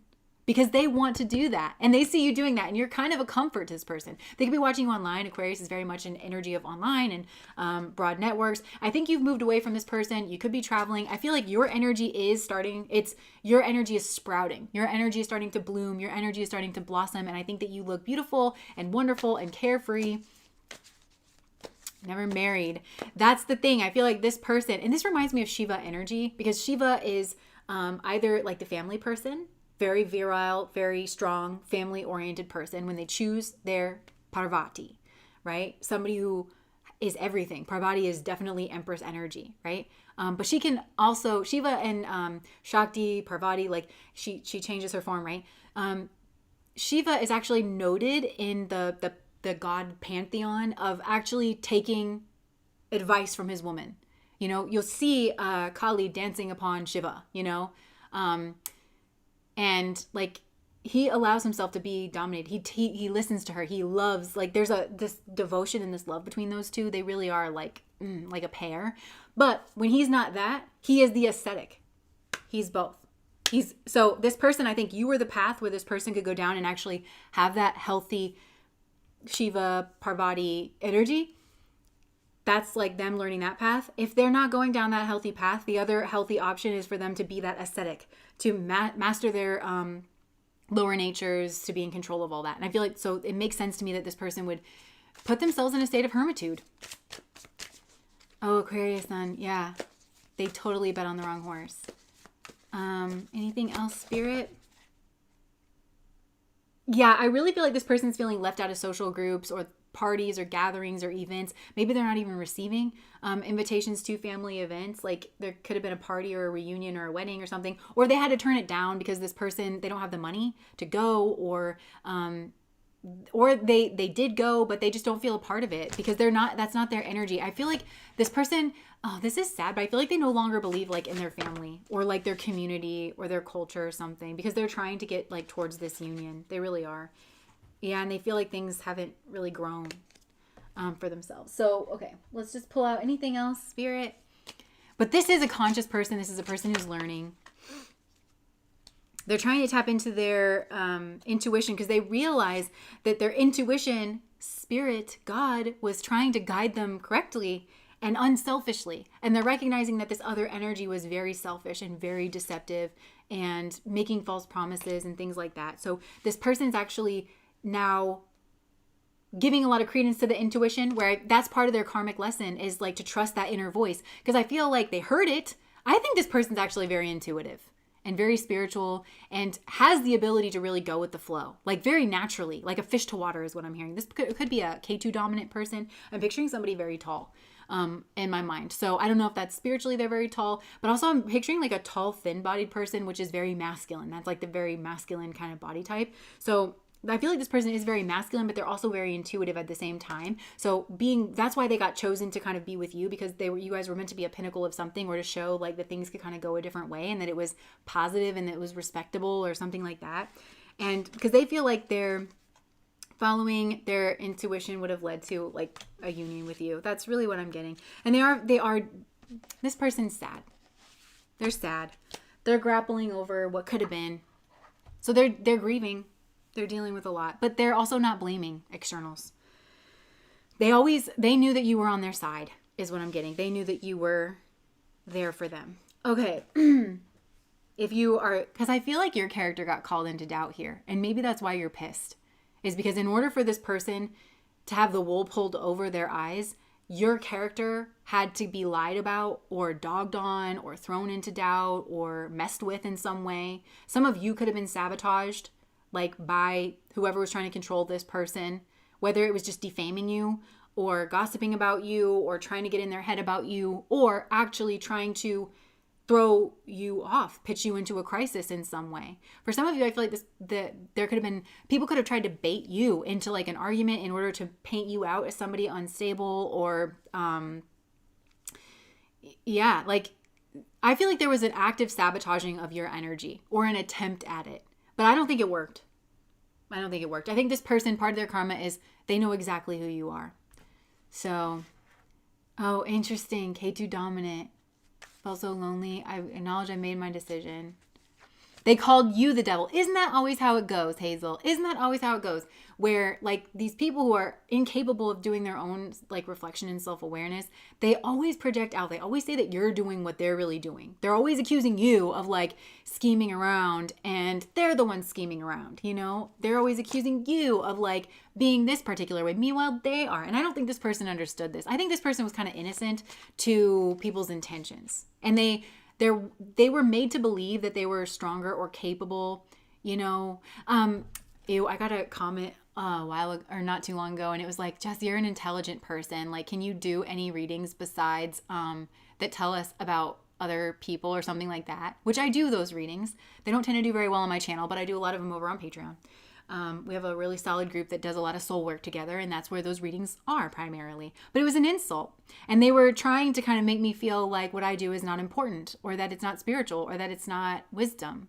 And I just don't like, so they could have tried to pitch this person like, you're intelligent. Come on, you're a smart guy. Why would you be with pile number 2? You know? I'm picturing from Pride and Prejudice, where Caroline Bingley says to her brother, who's interested in Jane, the really beautiful sister, she's like, "You come on, Charles, you can't be serious." But he is serious, and he finds his way back to her, you know, because he knows that he can't live without her. But I feel like that's what this person's ultimately learning. So, all right, yeah. Oh my gosh. Okay. So moving on. And I feel like, I do just want to say this. I feel like these piles could be connected. Like I was saying before, this pile number 2 person, if this is resonating for your situation, they could be dealing with a pile number 1 person. But that's like the patriarch, is that something has come out about them. They've been blackmailed. You know, they didn't go down the path that they were meant to go down. Something like that. Okay. Or for some of you, it could have been that original situation, and now it's like morphed into this pile number 2. I feel like there's like a connection here somehow. Or one of these is your energy, one of these is their energy. I'm not getting that so much, but unless maybe your energy is pile number 2. Okay. So moving on to pile number 3. The womb. The womb. Thank you, Beth. Beth said, Patreon's awesome. If you're not a part of it, highly recommend. I agree. We have a good, I know this is like a shameless plug, but like we do have a good, like solid group over there. And I'm finding more and more, because we vote on our readings over there. And like, it's just, I'm always surprised, like they complement each other. Because I feel like there's a lot of complimenting messages that came out like from this. And I go into it from a different angle, or like I explore it in a different way, like over on Patreon. Oh, thank you so much. Mystic Goddess loves it too. Okay. Yay. Yeah. Fakia says, I am the person on pile number 2. I'm getting that. Especially like if you felt pressured to like conform with like family pressures or something like that. Okay. So this devil is very handsome. They usually are. So I can see why they were swept away by their charm. Using religion, manifesting in the most disgusting way. Isn't that like a lot of that can happen. But it's just facade, man. It's like hollow. It feels like just hollow. But I feel like they were very good at what they did about projecting this like kind of image. And also with pile number 2, I will say this too, like this patriarchal energy. I feel like there's a community dynamic that also adds to the believability of this liar, whoever it was, because it seems like the respectable people, like I'm kind of picturing that something here is really rotten from within. Like it's a bunch of people that all facade manage, and they all kind of have each other. It's like a boys club is kind of what it feels like. I don't think they necessarily have meetings. I mean, maybe they do. But, like, it more feels like a good old boys club, you know, where it's like, we all keep each other's secrets. We're all full of shit. Nobody's actually trying to be a good person. But if everyone thinks we're a good person, then that's how we can get ahead in life. But then there's other people that are kind of below them that believe in it. They actually do want to be a good person. They think that these people have gotten to where they are trying to go by being good people. And so they believe them and they trust them, and only to find that like, actually that's like really messed up. My family are strict Muslims, forcing me to wear hijab and keep a lifestyle against my will. I'm so sorry. That sounds so horrible. But yeah, I get a lot of that energy too of like these traditional religions, messy friend groups. Yeah. Okay, so I just needed a little bit of a break here before we go into pile number 3, but I feel like I'm kind of ready to kind of enter into this, and I feel like this is part of pile number 3's energy. And this is the womb energy, and I have to say, the colors here are very similar on these two piles, which makes me think there could be some kind of connection here between these two. But this one is different. It's playful, it's happy, it's tie-dye. So I feel like this is a person who, in their soul, they are very bohemian, almost. Like, I'm kind of getting Empress energy from this, regardless of their gender. Whoever you're asking about, this is a very happy energy. Like, I automatically feel like really happy. Let me just grab some water here. And I just switched from drinking my coffee to drinking water. So I feel like this person has that like kind of water energy. Very nourishing. I'm wearing those colors right now. Interesting. My husband just went to grab me water, and I grabbed this. Okay. So yeah, I feel like this person is kind of coming off of a high octane, high energy kind of a time, and they're learning to nurture themselves and to take care of themselves. That's a part of their karma in this situation. So that high octane, okay, so this may also have to do with work. Work. Yeah, they may, I feel like this person, they have this beautiful energy from within that they're learning to protect. That's what I'm getting. And that's kind of linking me back to pile number 1, where I was like, you saw all the nonsense that was going on, even if it was just a whiff, and you knew you had to kind of cut away from it. So this person, I feel like they do give a bit of a hint that they are different, but they still try to blend in with their surroundings a bit. But on the inside, this person is very different. This person is happy. This person is, even if they deal with difficult things within themselves, they're very self-satisfied. I'm hearing this is the karma that this person's learning, is that it's its own kind of luxury to keep your side of the street clean, you know, to not have to deal with like nonsense or, you know, anything like that. So this person is gestating. I feel like this person's creating, they're creative. That's a part of their karma, is actually bringing, okay, so this person is learning to bring their inner self out into the outer world. So I'm just trying to, in terms of their karma with their relationship with you, there could have been a third-party situation, and this person felt like they needed to protect themselves from that. There was some kind of third-party interference, whether it was a family or patriarchal influence that we were talking about in pile number 2, or whether it was actual other people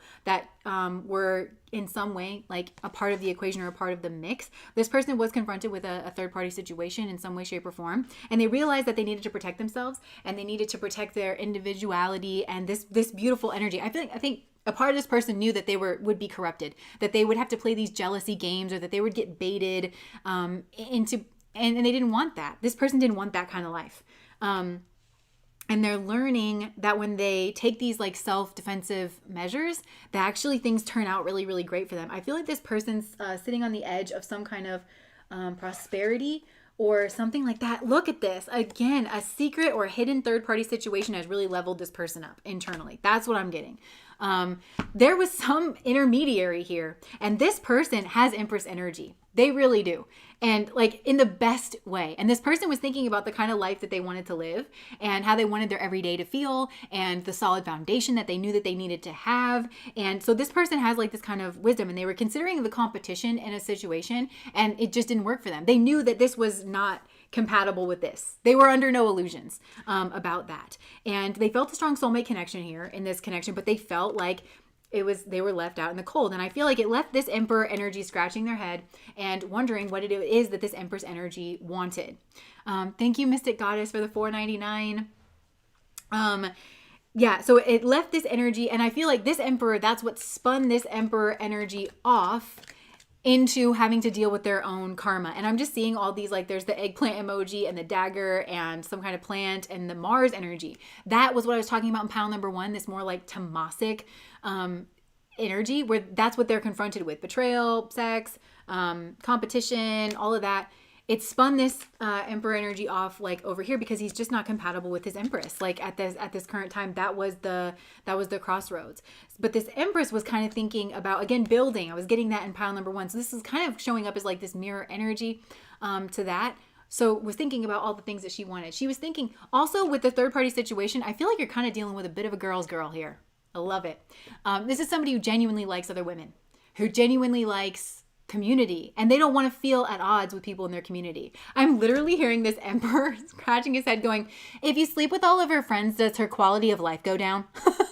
It's like, yes, because she wants to have friends. She wants to have a community that she can trust and not have to worry about what's going on behind the scenes, or if she's being betrayed, or something like this. So this empress, I think, was just like, you know what, we're going to call a spade here, and went about her merry way. And so I think a lot for this empress, a lot of her karmic lessons has to do with Virgo energy, being of service, doing things in a routine way, being disciplined, learning a skill. And all these things, again, it happens over the short term, which is the opposite of devil energy. So she has long-term lessons that are going to yield very stable results, especially financially. A lot of this, I feel like maybe for a lot of you, this is your own energy. Take it how it resonates. Even if this is a male, though, they have this beautiful, juicy feminine side that is creative, that is very pro-social, that is very dynamic, that is very problem-solving, that likes to cooperate with other people. And so they don't have to learn social lessons so much. That's like their karma doesn't have to do with like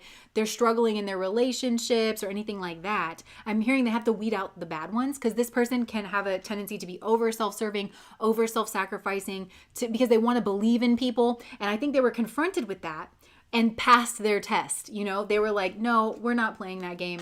Things get destroyed that way. People's hearts get broken that way. Mine and other people's. Children I bring into the world, it would be on, I'm not bringing them into the world with this secretive, cyclic energy. Things are fine. And then I say something you don't like, and then you retaliate by cheating on me. We're not playing that. If I want to play a game, I'll buy Pictionary, is what I just heard. I'll buy some Pictionary. I'll play catchphrase with my friends, you know? So that's what I was saying at the beginning of this, where this person has very sattvic energy. Like their karma is very sattvic. It's very balanced, and they're kind of learning how to maintain that balance. So destroying what needs to be destroyed and building where things need to be built, and having the wisdom to know the difference. And also just like kind of going with the flow here, and picking things out. So this person, I feel like, again, they also learn a lot of their karma in their career, like putting themselves out there and learning how to grow. And I'm picturing like in a garden, like you could have weeds, you could have things that try to choke out other things. And so this person won't tolerate that. And I'm hearing like, I don't want to have a man who's going to bring in people who are going to try to choke me out, who are going to try to choke out my roots. You gotta be the defense system. If you want to be respected and admired, you want to be the protector here. You've gotta be the protector, and you're not. So I think this person's had to kind of learn to be that for themselves, to learn how to be self-contained, to learn how to grow their energy, to learn even like connecting with their own passion. Because I feel like this person in the past could have judged passionate energy as like something frivolous or something, but they're connecting with their own creative energy, their own passion energy, and because of their doing that. That passion energy is connecting to them with their own skill set, with their own capability. They're learning that they are self-sustained, that they are skillful, that they're a match for any scenario that's like kind of coming up here for themselves. They really are learning that. So it's really positive karma. I feel like this person has had to look in on something here, and it had to do with, oh, look, here's this devil energy. It had to do with some kind of poisons from their past life, and it could have been sexual. It could have been, again, like devil energy. Maybe they did find themselves like in the clutches of this devil energy for a time in some way, shape, or form, and it stagnated this person. And maybe whoever this was trying to play nice with them, or they were trying to be their friend, or they were trying to apologize or something. But this person has had a period of stagnation, a period of spiritual enlightenment, and this person goes with the flow, and it's healing their mind in some way. It's healing their worldview, and it's given them some kind of a different perspective, potentially on a group of who's their friends and who is not their friends, where they can build and where they cannot build. So I do just want to say, if this is the person that you are dealing with, you kind of want to check your own ego here. Because remember what I was saying, like just to make sure that this is, I think for a lot of you, like I said, this is your energy, but just to make sure that you're in the right place and that you can actually learn whatever karmic lessons you're learning dealing with this person. Because remember how I said at the beginning that karma has to do with not just, did I hurt somebody's ego or not? And you, how dare you, don't you know who I am? You shouldn't have hurt my feelings. You shouldn't have made me feel that way because I'm important and I'm better than you. And I'm like, whatever. The ego says that, like, how dare you have hurt me? You are going to learn. You're going to pay. That's the ego's perspective on karma. They did that to me and they're going to get their karma. Well, this person ain't. This person ain't, okay? Because like I said, they are learning where to build. What's a waste of time? Oh, okay. I'm also hearing, like, I watch a lot of The Healthy Gamer. I love him. He's a Harvard educated psychologist, very smart. And he talks about the emotion of tired. You know, like when you're confronted with like somebody's energy and you just automatically feel tired. So he's like talking about looking as tired as an emotion. I feel like this person has had to look at certain people that were around them, certain conversations that they would be baited in, because this person has a little something, okay? This person has something that people want. They have to learn that about themselves, because I feel like they weren't looking at themselves through that lens. So them saying like, I automatically feel tired, and he said what that's trying to tell you is that it's not worth your effort. Having that conversation with that person, building a relationship with that person. Thank you so much, Al, for the $4.99. Having that conversation, having that relationship with that person is just not worth the effort. So I think that this person is learning where to invest. And I feel like also potentially with their money, their time, their skill set, their energy, who to invest in, for how long, under what circumstances. They're learning to really be the captain of their own ship here. And they're learning that when they are the captain of their own ship, things actually like flow a lot better. And I think there is an emperor energy where they've had to turn away like this, just because like there is a strong soulmate bond here between the two of them. But it's like, just because you are an emperor, like, or like a male, and we have some, like, I don't know, something between us, doesn't mean that, like, I don't know, they take that cup. And I do feel like something happened here. There was like a moment of an epiphany here with this person, that they got like very defensive, and they had to see through somebody here. So, and because when this person, I think they get boons, is kind of what I want to say. So a boon is a concept in like Vedic astrology where, and just like the Vedic way of life, where you kind of appeal to certain energy streams, but it's like whenever you do something, it like really exponentially grows your energy, that kind of thing. You get assistance, you get like a boon, you get supported by the divine in your, especially in their healing. And I'm getting like in terms of their visibility, or in terms of like something like that. So it's like, as they cut away from these nasty people who think this person owes them karma because their ego got wounded. And the only way that these negative, nasty people can think about karma is like again, like their ego. I'm the king, I'm the queen, and you didn't do what I wanted you to do, so you should get karma. Instead of like, my ego needed checked, thank you. Like, instead of that. So this person is now like really, I feel like they're taking off, or they could potentially be taking off. And the more that they cut ties with this negative energy, the better they're doing. And this person, I feel like, is actually mirroring the person in pile number 2, because this person's in Queen of Swords energy, and the person in pile number 2 is in King of Swords energy. And remember, I was saying part of pile number 2's karma is that they're cutting these negative, nasty ties with their family, and like that their family has gotten tied in with like these negative people and has made soul contracts, but also I think business contracts, and these covert contracts with people like, I don't tell on you, you don't tell on me. And they're cutting away from that. Well, this person's cutting ties with, thank you so much, Catherine, for the $50. You are so generous. Oh my gosh, you guys, thank you. They're cutting away from this. And I do feel like there was a cling, because they thought that they could get, I think this, for pile number 3's person, they thought that they could get some kind of results, quick results. I think they're used to that, because this person's dynamic. This person is very dynamic. There's something here that this person has like long arching karma. And I feel like that's the preferred way of having your karma. Saturn itself, the planet that rules over karma, rules over the long term. So when your karma unfolds over the long term, it's much more manageable. It's much more pleasant. It's not like rocking the boat, kind of craziness, that tamasic energy. And I feel like that in and of itself is kind of like a boon to this person. It's pleasant to be around this person in that way. It's not that they're not learning things, but they're constantly engaged. So dealing with tension and protecting themselves. They're learning about boundaries. They're learning about that emotion of tired just keeps coming up. What's worth their time and energy and what isn't. And fully being the decision maker, like the Queen of Swords is. Not taking an emotional viewpoint of that. Not being baited by emotional appeals is what I'm getting. Like somebody saying, well, you owe me this, or guilt or shame, or, you should be this way. Or if you want to be seen as feminine, and if you want to be the empress, well, then it means you have to be a doormat. And this person's like, I clung to that belief for a long time. Internalized misogyny is kind of like, and again, I think that maybe that in the beginning is where you lined up with these like more negative people, because you were taught maybe that internalized misogyny of like, okay, I feel like this, I'm getting something very specific for this pile. I'm getting that this person believed that for a very long time, that if it was, they found themselves in transactional relationships But they didn't realize that at the time because there was, you know how like that patriarchal view of things, it kind of gives you this checklist of all these things you're supposed to be and do as a woman, but also as a man. So it's transactional because there's a covert contract baked into that says, okay, if I do all the laundry and if I make all the meals and if I do X, Y, and Z, that you're going to then give me X, Y, and Z. So that's inherently transactional. But there starts to be problems because I feel like this female was the checklist that she was told to reside under basically rendered her invisible because it was like she was just making it. I'm hearing Nicki Minaj in my head. You got to sweat me. You said you thought you was ready and I said, let's see. So it's like this person's like, yeah, because I want you to be in the house at all times. I want you to like all these things where essentially the masculine energy is around. Thank you so much, Brody, for the $5.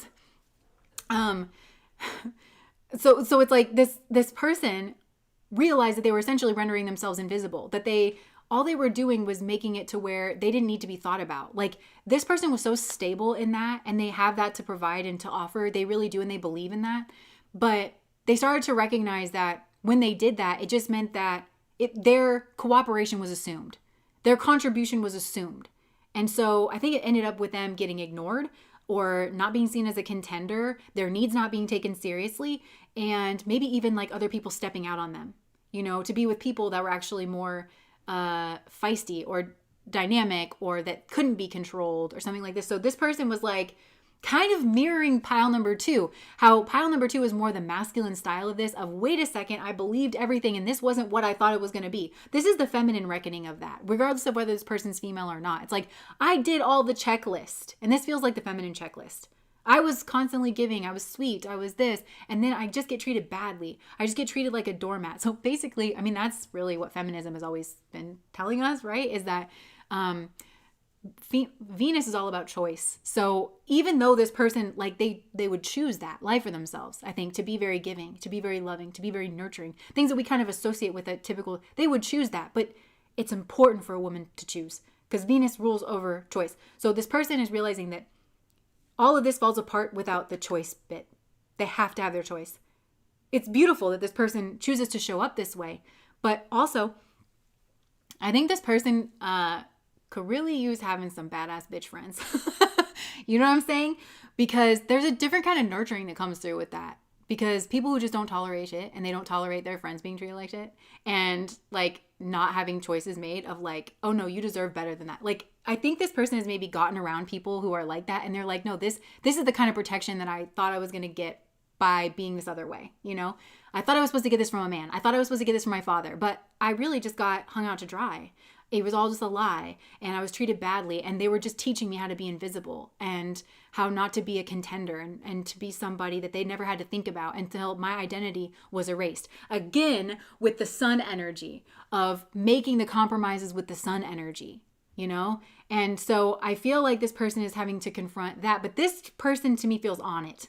They feel on the ball. So, and it's also happy ways of learning this. Like I said, I think this person has met friends that really do have their back. But it's, I'm seeing the card in the new deck that I got, the round one, that is like a deep friendship with friends of the same sex, where they've gotten into, I'm hearing gyneconitis, like gotten around other women who are fiercely protective of one another and their choices, you know? I don't know why I want to say this, but like, you know, left to their own devices, like, I don't know why I want to say this. You know, female childbirth is in our species is inherently dangerous, like very dangerous. And to where like left to its own devices, it's about 1 in 5 women actually dies in childbirth.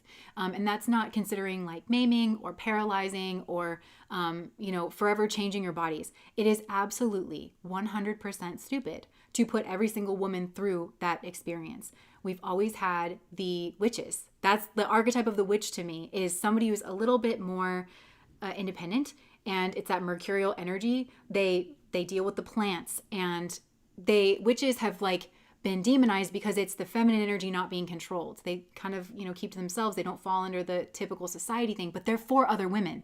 If you really listen to the witch stories, they're usually for other women because they tinker around with the plants. And you know, there was a lot of tea drinking and stuff to manage female cycles and health, to where the men wouldn't even be aware that there's so much that goes into managing the female reproductive system and things. But they got branded as like scary because you know how like witches, oh, they're in the dark and da da da. You know why they were in the dark? They dealt with herbs, you absolute numbskull. And like when you're preserving herbs, you can't have them in the sunlight. You have to have them in like a temperature controlled earthen. So yeah, witches spent a lot of time in the dark, but they were painted like that Aquarian because it was at the edge of society, because it was different, because it wasn't understood. Then it was like, oh, she's scary. And what does she do in there? What does she do in there? She's preserving herbs.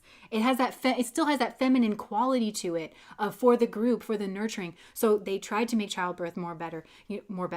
They found the healing ointments. They mapped like that was, and it birthed sciences. It birthed actual tinkering in sciences. So this person's starting to recognize that within their friend group, that actually females, we're one organism. Humanity is one organism, that everybody has their role, their parts to play. And so I feel like maybe when this feminine energy got kind of spit out because they did embody the divine rebel in some way, shape, or form, they thought they were going down a more traditional life path, and they thought that was what they wanted and what was going to be more fulfilling to them. And they're starting to learn that actually they can fold in and be something different, and that there's beauty in that. They're kind of over the long haul of their life and the people that they're around, and especially in terms of like the world, like business, having to interact in business and growing their own wealth. And even this has to do with like self-esteem and karma and stuff. I feel like this person is learning that everything that they were taught was kind of a lie, that they were taught to fear people that they didn't need to fear, people who believe differently than them, people who come from a different place than them, people who look different. And it was just all a means of control. And this person's really shirking like that. Again, female or male. And if this person is male, then I think they have been around women, real strong, powerhouse, badass women, who maybe have demonstrated more of what they thought and hoped that their masculine leaders and counterparts were like, but weren't actually. This person had strong Critica energy. Critica is the orphan, and Critica has 9 mothers. Because they're the orphan spirit, then gives them the 9 mothers, who usually are branded as women who sleep around. I don't want to say the word, but they're usually branded that way as fallen women or weak women or something like that. But actually, they're very nurturing and they're very warm, and they kind of like have stepped in for this person. And so also this person has learned about the power of the collective. I'm kind of picturing that Robin Hood movie, the newer one that nobody liked, but I thought was kind of cool, with that really attractive man. He's an Aries, blonde hair. Anyways, like he's very much an orphan, and he grows up like around women, street women, and it's very loving, and he protects them, and he understands the beauty of them, and he understands the power of the collective, and how it's not, maybe the question isn't should we be individuals or should we be family oriented? What about tribal oriented? What about community oriented? What about all of us being a part of the same organism and all kind of coming together to raise our kids and to grow our community, and we all have different roles, and we all support that. So this person's learning, it's a beautiful Garden of Eden-y kind of thing. And I think the longer that this person goes on in their karmic lessons, the more of a Garden of Eden sprouts up around them. I think this person's been a witch in past lives, to be honest. Like that person that was demonized or branded as a witch or branded as wrong or weird or out there. But really, just like I was telling you, like the herbal thing, like, oh, it's dark and scary, but really there's a purpose behind it. I feel like there's actually a purpose behind it. This person has been branded certain things, and maybe they started to believe that about themselves in past lives. And so their karma is to overcome that and to set their own course and to know exactly who it is that they are and to know that they bring good things. I'm come bearing gifts. So this person is a mother, but I feel like this person, they may well be a mother. But I'm hearing this person like comes bearing gifts for all, like for society. They're kind of a mother to society. They're kind of a mother. I'm hearing, oh my gosh, there's a Buffalo woman, the white buffalo woman. This person's kind of like that, you know? She's had to kind of like maybe dish out reprisal. This person may well end up in a leadership position, but it's feminine leadership. They kind of are very nurturing, but again, the feminine energy disciplines. So they may have to discipline, but it's all to protect this very healthy growing environment. That goes back to the sattvic energy, destroying what needs to be destroyed, the weeds, deciding where to invest her energy, and what's just a lost cause and needs to leave the garden because it's a risk. It's going to choke out the roots of the other plants there, you know, making those decisions and really being at the helm of her own ship. That's what this is kind of leading towards. And I feel like she may have to go down a different route than she was expecting, that she was intending, that anybody expected from her. She may really have to shock a lot of people and make peace with the fact that she is going to potentially be misunderstood and branded a witch or a heretic, or we should burn her at the stake, because people are I'm really threatened by when somebody kind of goes their own way. And this person is meant to go their own way. It doesn't mean that they're not going to be in a relationship. It doesn't mean that they're not going to have a family. It doesn't mean that they're not going to like do those things. They very well could. There could be something interesting or distinctive about I think this person would consider a lot more than just their nuclear family that they're a part of, or that they're building for themselves. Family. They have friends that they consider family. They have community they consider family, that they actually invest in, and it has to do with that giving and receiving kind of a relationship. So because this person's so community oriented, you can understand that being with a person or a partner that would put them in a third party situation because of their own low down nature and wanting to gameplay, all of this will come crumbling down, because this is a person who cannot be second guessing their friends or their partner. And is their partner sleeping with their friends? The spirit is trying to build a community up around this person, and that can't be put into danger or into doubt. So, yes, I'm really getting that. So Anissa says, I'm trying to provide a safer space within toxic academia. A lot of balancing going on.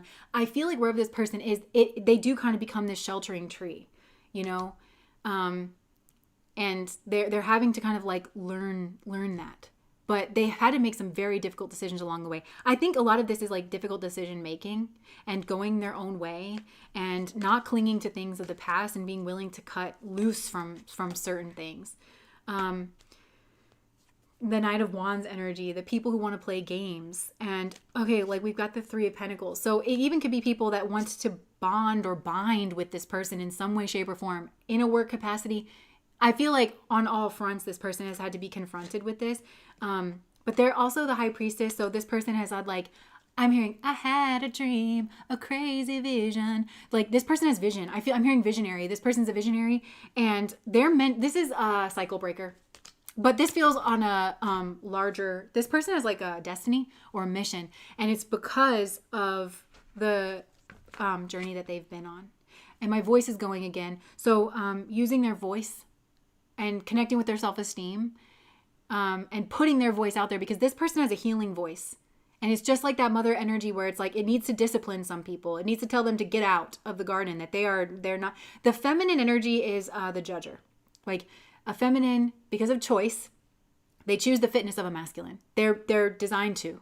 You know, and I'm not talking about like in homosexual relationships. I still feel like there's a person who's like the more feminine energy, the more masculine energy. And that's a part of like the dynamic and the interplay is being worthy. And this is a feminine worth being worthy of. And she is the decision maker, and that needs to be honored, of like who she shares her energy with. Because I feel like she's been in situations where she's been confronted with people lying or people trying to trap her or confuse her or something like that, or lie or hide. That is just no longer tolerated. And I feel like spirit is connecting with that, because this person is being plugged into something that is a mission beyond them.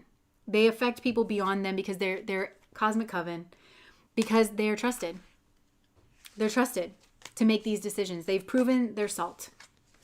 And so their karma has to do with defensiveness, protecting, making decisions, seeing things for what they are, building things over time, challenging it has to do with the divine rebel. And I feel like this may be a divine counterpart with the pile number 2 person, where they were like, I bought into that. I thought that it was going to turn out a certain way. Like that to me looks like the masculine and the feminine that are grappling with the same kinds of issues and are really kind of preparing to maybe come into union. Because they're both like dealing with the same things. So yeah, this person is just learning how to see things clearly. And because I feel like a lot of people try to paint the feminine path as just being completely passive. And I just want to make that clear. Like when I'm saying to release and go with the Tao, I don't mean just like be passive, be a doormat, don't make any decisions for yourself. I don't mean that. That's not what I mean when I'm saying like release on that. And I feel like this person was kind of taught that the feminine is very passive and a doormat. But actually, surrender is an active role. And it's not actively putting your own wishes down, your sun energy, that healthy ego. It's not putting that healthy ego down for the sake of somebody else's power or something. Instead, it's like listening to spirit. So This is beautiful, but they're moving away from like people who would put them in competitions in their social life or like with other people. They're learning how to protect their energy. Something will come from this person. Something is growing in this person. And they're overcoming their own like negative, nasty self-talk. Because I feel like this person has internalized misogyny, or like there's like an internal crossroads of like who they're supposed to be and who they're growing into is still kind of in conflict, where this person's like, they want to live up to this other ideal that kind of is naturally falling away, but they're doing the work. That's what I'm saying. It's like in pile number 1, that person had to constantly get hit with things, their ego, because they weren't engaged. This person's engaged in that process. So they're picking apart their philosophies. They're questioning them. They're seeing if they hold up to snuff. You know what I'm saying? And when they don't, they explore other options. And I'm hearing, even again with the women, I'm strongly getting like women coming into this, like maybe Scorpios, female Scorpios, people who see in the dark, people who've been through some stuff themselves and can help this person transform. I feel like if this person is sincere about changing their perspectives, they may have a female that sees in the dark or has transformed in that way themselves, just come into their life, share something that makes this person at first feel afraid and like, oh, I don't know about that, but then makes them feel like they've bossed up and helps them transition over, because this is a person who can question their own beliefs. Okay, anything else, Spirit? With this person and their karmas, they're learning to overcome their own anxiety through self-trust. 6 of Swords, they're moving away. Like, I think this person, this person is not the cause of their own mess and their own drama. They have people who are nasty and negative, or they did have. This is like where they come from, their family or their culture, more Tamasic energy that drag drama to this person's door. And I think this person was taught that it was their fault, and that if they only surrendered, if they only were less, then things would be better. And yeah, in childhood, and this person is leaving that behind, and that's how they're growing into the Empress. But it's by way of the Queen of Swords, by way of, like, this person has been seriously betrayed, and there's been some kind of painful ending, and it feels like a painful, some of these people could have lost a child. Miscarriage is what I'm hearing, which could have been a very painful experience, or a mother, something like that. And but so they're moving away from that, and it's been very difficult, but this person's willingness to do that is what's put them on this other path. Anything else, Spirit? They're surrendering. This person's like on the move.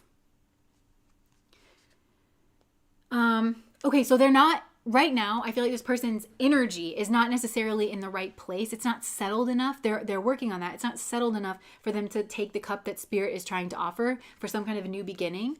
But they're working on it. They're getting there. And once this person tempers like their self within, and they feel more settled in this space, that's when they're going to actually start to build with Spirit. And I feel like there's money involved, but it'll start off really slow with the growth. And then somebody could offer this person some kind of money for something. Yeah. I don't know. So, yeah. So Fakia says, I intend to remember all the betrayal done to me. And I'm hearing forgive, but never forget. Like, you can make peace within yourself about, okay, I went through some difficult times, but you're not meant to forget what happened. You know, you're not meant to like just let somebody off the hook. That's like another thing that I'm kind of getting, like those, more conservative traditions. It's like, just say you're sorry. They don't believe in like, jail time or something. It's like, well, did they apologize? And it's like, some things are not fixed that way. And this person may have confronted some of those things where it's like, it just can't be fixed with an apology. It's too big. But the people that they're up against, I'm hearing justice. This is why they wanted to bring up the concept of justice, because this person can never receive their justice within the family unit or the community or the systems or the traditions that they're a part of, because the concepts that they believe in do not allow for that. The most that they'll get is like a pitifully sorry. But whatever's been done to this person, it can't just be fixed with a sorry.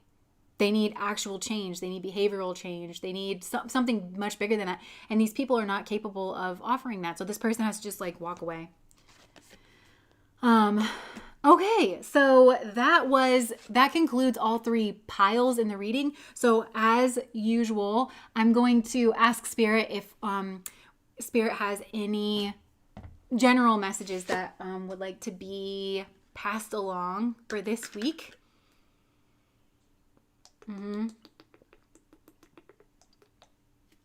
Nice.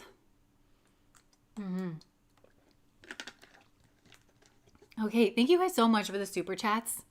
Like, you're so generous. Thank you so much. Okay. Oh, let's just have a palate cleanser here energetically. And thank you guys for showing up and spending your Friday with me and for engaging in your spiritual journeys and your spiritual processes and for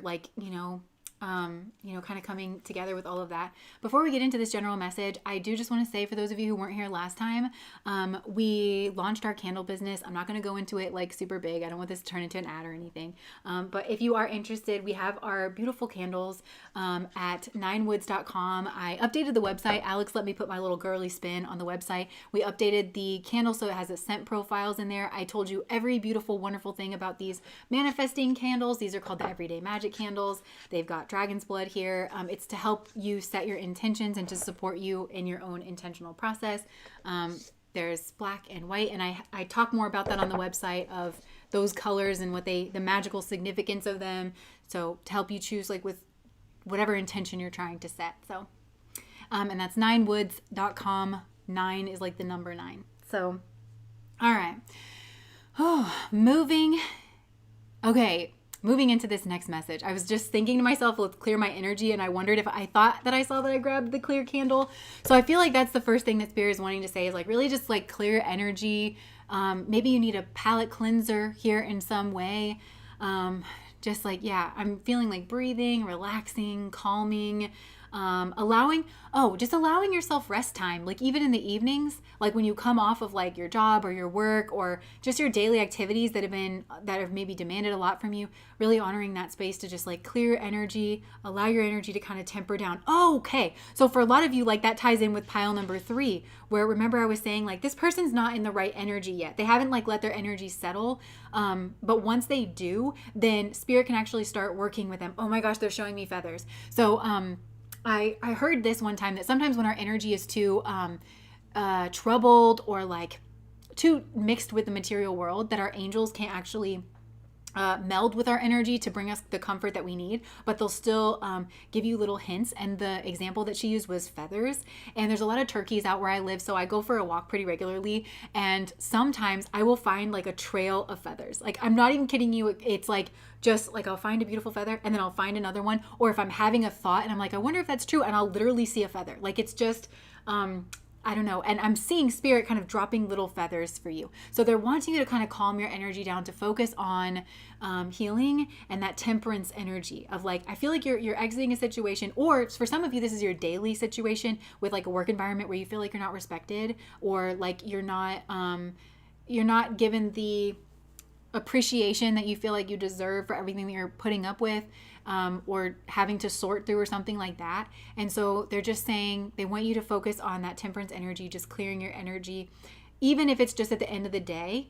That's going to be something that really helps you. And they're trying to communicate with you by something happy. Like if you can't feel them in your energy, it could be because there's too much chaos that is going on that does need to center down. But it's just like those feathers, or you'll look up and see something. I don't know. They're trying to make you feel happy, and they're trying to kind of breadcrumb you towards this. Why? Oh my gosh! Follow me too. I think I follow the feathers too. So it's like follow the feathers, and feather is such a spiritual energy, and it's an elevated perspective because birds represent that elevated perspective. So I'm hearing like bird's eye view. For some of you, it's like you need to tolerate this time now. Because you could potentially be learning something from it that's purifying your energy. It's integrating a difficult lesson within you. For some of you, that's true. But I'm hearing like look at the big picture. There's something where like maybe you do need to like endure the struggles of this time in order to actually like move into this like different energy. For some of you, even if you don't get these candles, it's like having a bath with candles or something. That's what they're showing me. Like engaging in a ritual, okay, that's what they want you to do too. Engage in a ritual just at the end of the night, even if it's something simple, just like for me, it is candles, like lighting a candle and just connecting with that and taking that time, or having a bubble bath at the end of the night, or having like a nice cup of tea. They want you to commit to a ritual, something like that. Commit to a ritual, something simple, something doable that you can connect with. So let's just pull out some energies here. Yeah, again, I'm seeing the white buffalo woman.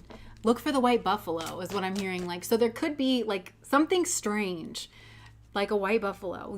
The white buffalo was prophesied for, I think, like maybe a millennia before the white buffalo woman was to appear, and it was a signifier of change. So I feel like there's turbulent times, and then there's going to be some kind of signifier of change, a hearkening, and you're kind of preparing for this. And when white buffalo woman appeared, she reprimanded people right away. It was this like very kind of whipping people into shape sort of an energy in order to bring about the peace. And it's making me think of Uttara Bhadra, which Uttara Bhadra is the height of Saturn, and it's something where you get criticized a lot, or you get the standards are high and they're meant to be high, and you're meant to actually reach them. The ego will tell you this isn't fair. It'll rail against them. You are actually meant to reach these high standards for yourself. And so, but you may go through a period where it's like disruptive or it doesn't feel good, but it's all like, and while you're going through this period, they're saying calm yourself at the end of the night. I'm hearing aromatherapy. So with your diffuser, put some diffuser stuff on.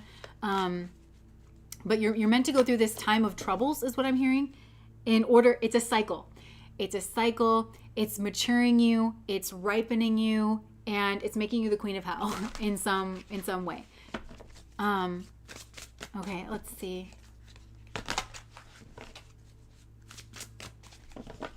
Oh, okay. You're discovering something here. Contentment, but it's a journey. It's a journey. This is very much connecting to pile number 3 for me. You're going through a gateway, but you need to be more like ripened, because Sheila Nagig is an older woman, but she's also emblematic. Okay, I'm hearing crone. Like she's an older woman, but she represents some kind of gateway. And also I love the chronal energy when it's combined with sexuality, because it's, you've been through, your sexuality is yours at this point. So there's some kind of fire energy, passion, sexual energy that's meant to be yours. Yeah, and I think there's something where you're like, I should be having more pleasure now. I should be experiencing something freer now, but now is a time for focus. And maybe war and death. I mean, this is kind of like showing out kind of energy. I feel it. Why? To protect your home and prosperity, or to build home and prosperity. So this is a natural cycle that you're going through. Have faith. Have faith and protect yourself. Protect your energy, protect your home, protect these things. And you might be surprised what you discover. And this feels like within yourself. Like I'm picturing a reservoir that's within yourself that you didn't even know you could tap into. But they have to put the pressure on you. Thank you so much, Anissa. Oh my gosh, thank you. That's very sweet. It's like they have to put the pressure on you to get you to go into this reservoir. You know what I always think of too? Like behind waterfalls, a lot of times like there's like an opening or like a cave or something where the it's eroded. I always think, who was the first to discover that? Like who was like, I'm gonna run face first into this waterfall. You know what I'm saying? It's like you would never just have done this on your own. So somebody clearly like fell over the waterfall, or some horrible accident occurred, and then somebody was like, whoa, there's a whole like place in here.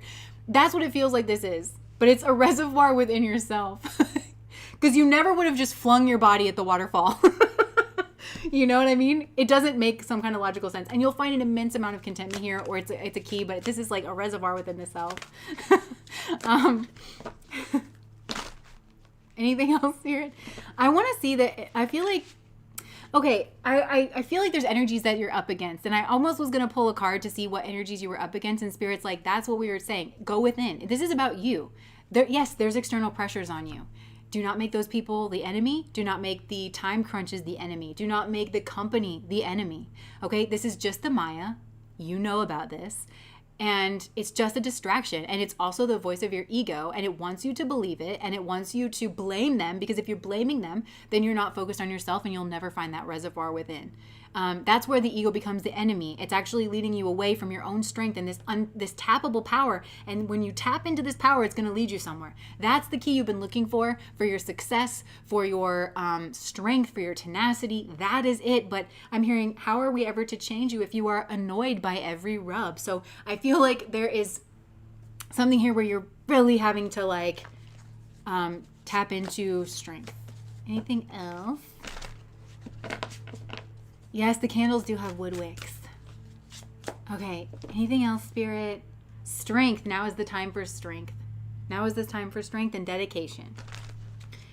I'm hearing it's written on your body. Some of you will get it. Some of you will look back at this time and you will recognize its importance, and you will get a tattoo on your body commemorating this. This is a balancing out. You will receive your justice. Watch your decisions and seek wise guidance. I think they're also saying they're leading you to make wise decisions using the tarot, because Odin is the keeper of the runes. There's some kind of strong leadership energy, but it's like also the keeper of the runes. Something gives good advice. Good advice will be that you need to sacrifice something here. That's what I'm getting. Okay, and this love energy. So there's something about a passion project or something. And I always think about somebody climbing up a mud wall. So that's what you're doing. So keep the faith.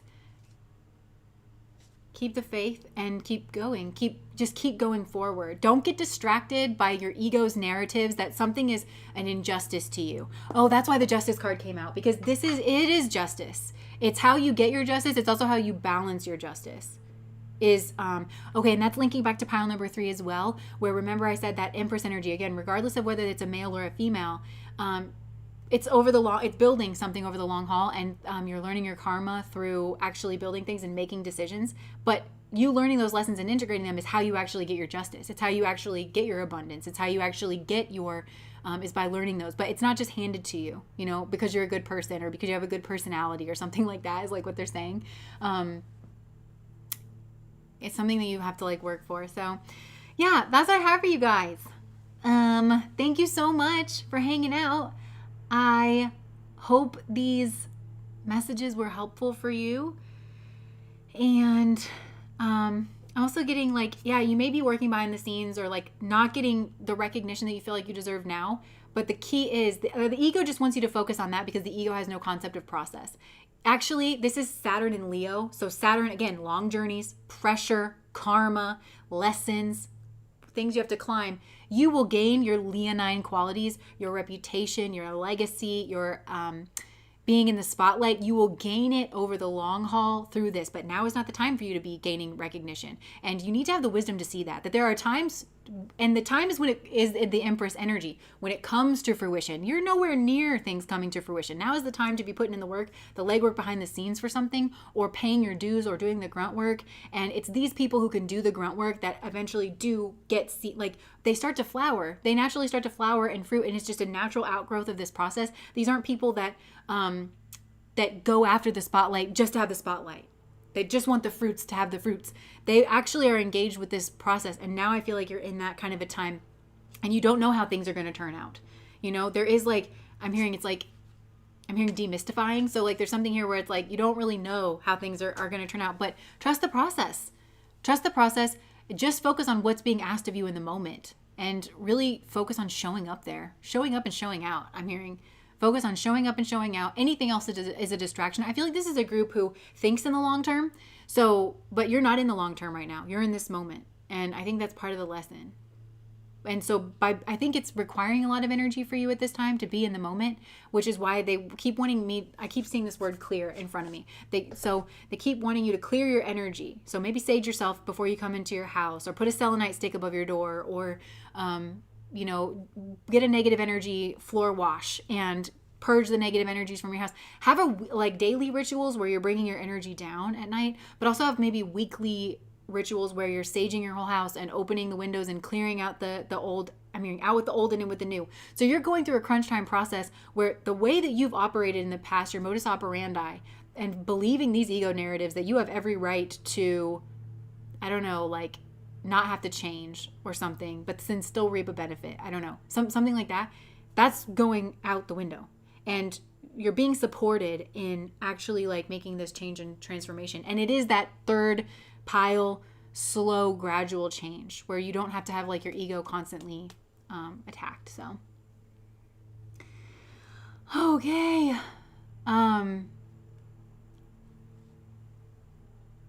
Yes, just starting from the beginning. I love to see how the story transfolds. I've noticed this too, like that the piles seem to, in some way, shape, or form, like be connected with each other, and that when you listen to each of the different piles, it might give you a different take on, like, even if it's not your pile, but it's somebody that you're dealing with's pile or something. It gives you like a different take on it.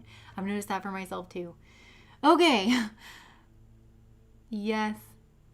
All right. So that's all I have for you guys. Thank you for spending your Friday with me. Thank you for being on the spiritual journey with me in whatever way we're mixing our energies together. Thanks for letting me tap into your energy and trusting me to do that.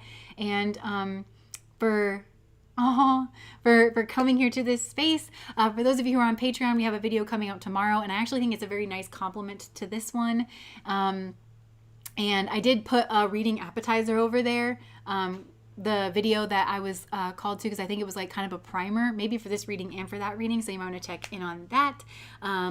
If you are interested in these candles, 9woods.com. We do have a couple other products that we're going to be rolling out here the next couple weeks to help you work with these candles in a more ritualistic sense, things that we do for ourselves. So keep an eye out for that. I'll probably put them on Patreon first for those of you who are interested in. And that's what I got for you guys. Thank you so much for coming here and for hanging out. Bye, guys.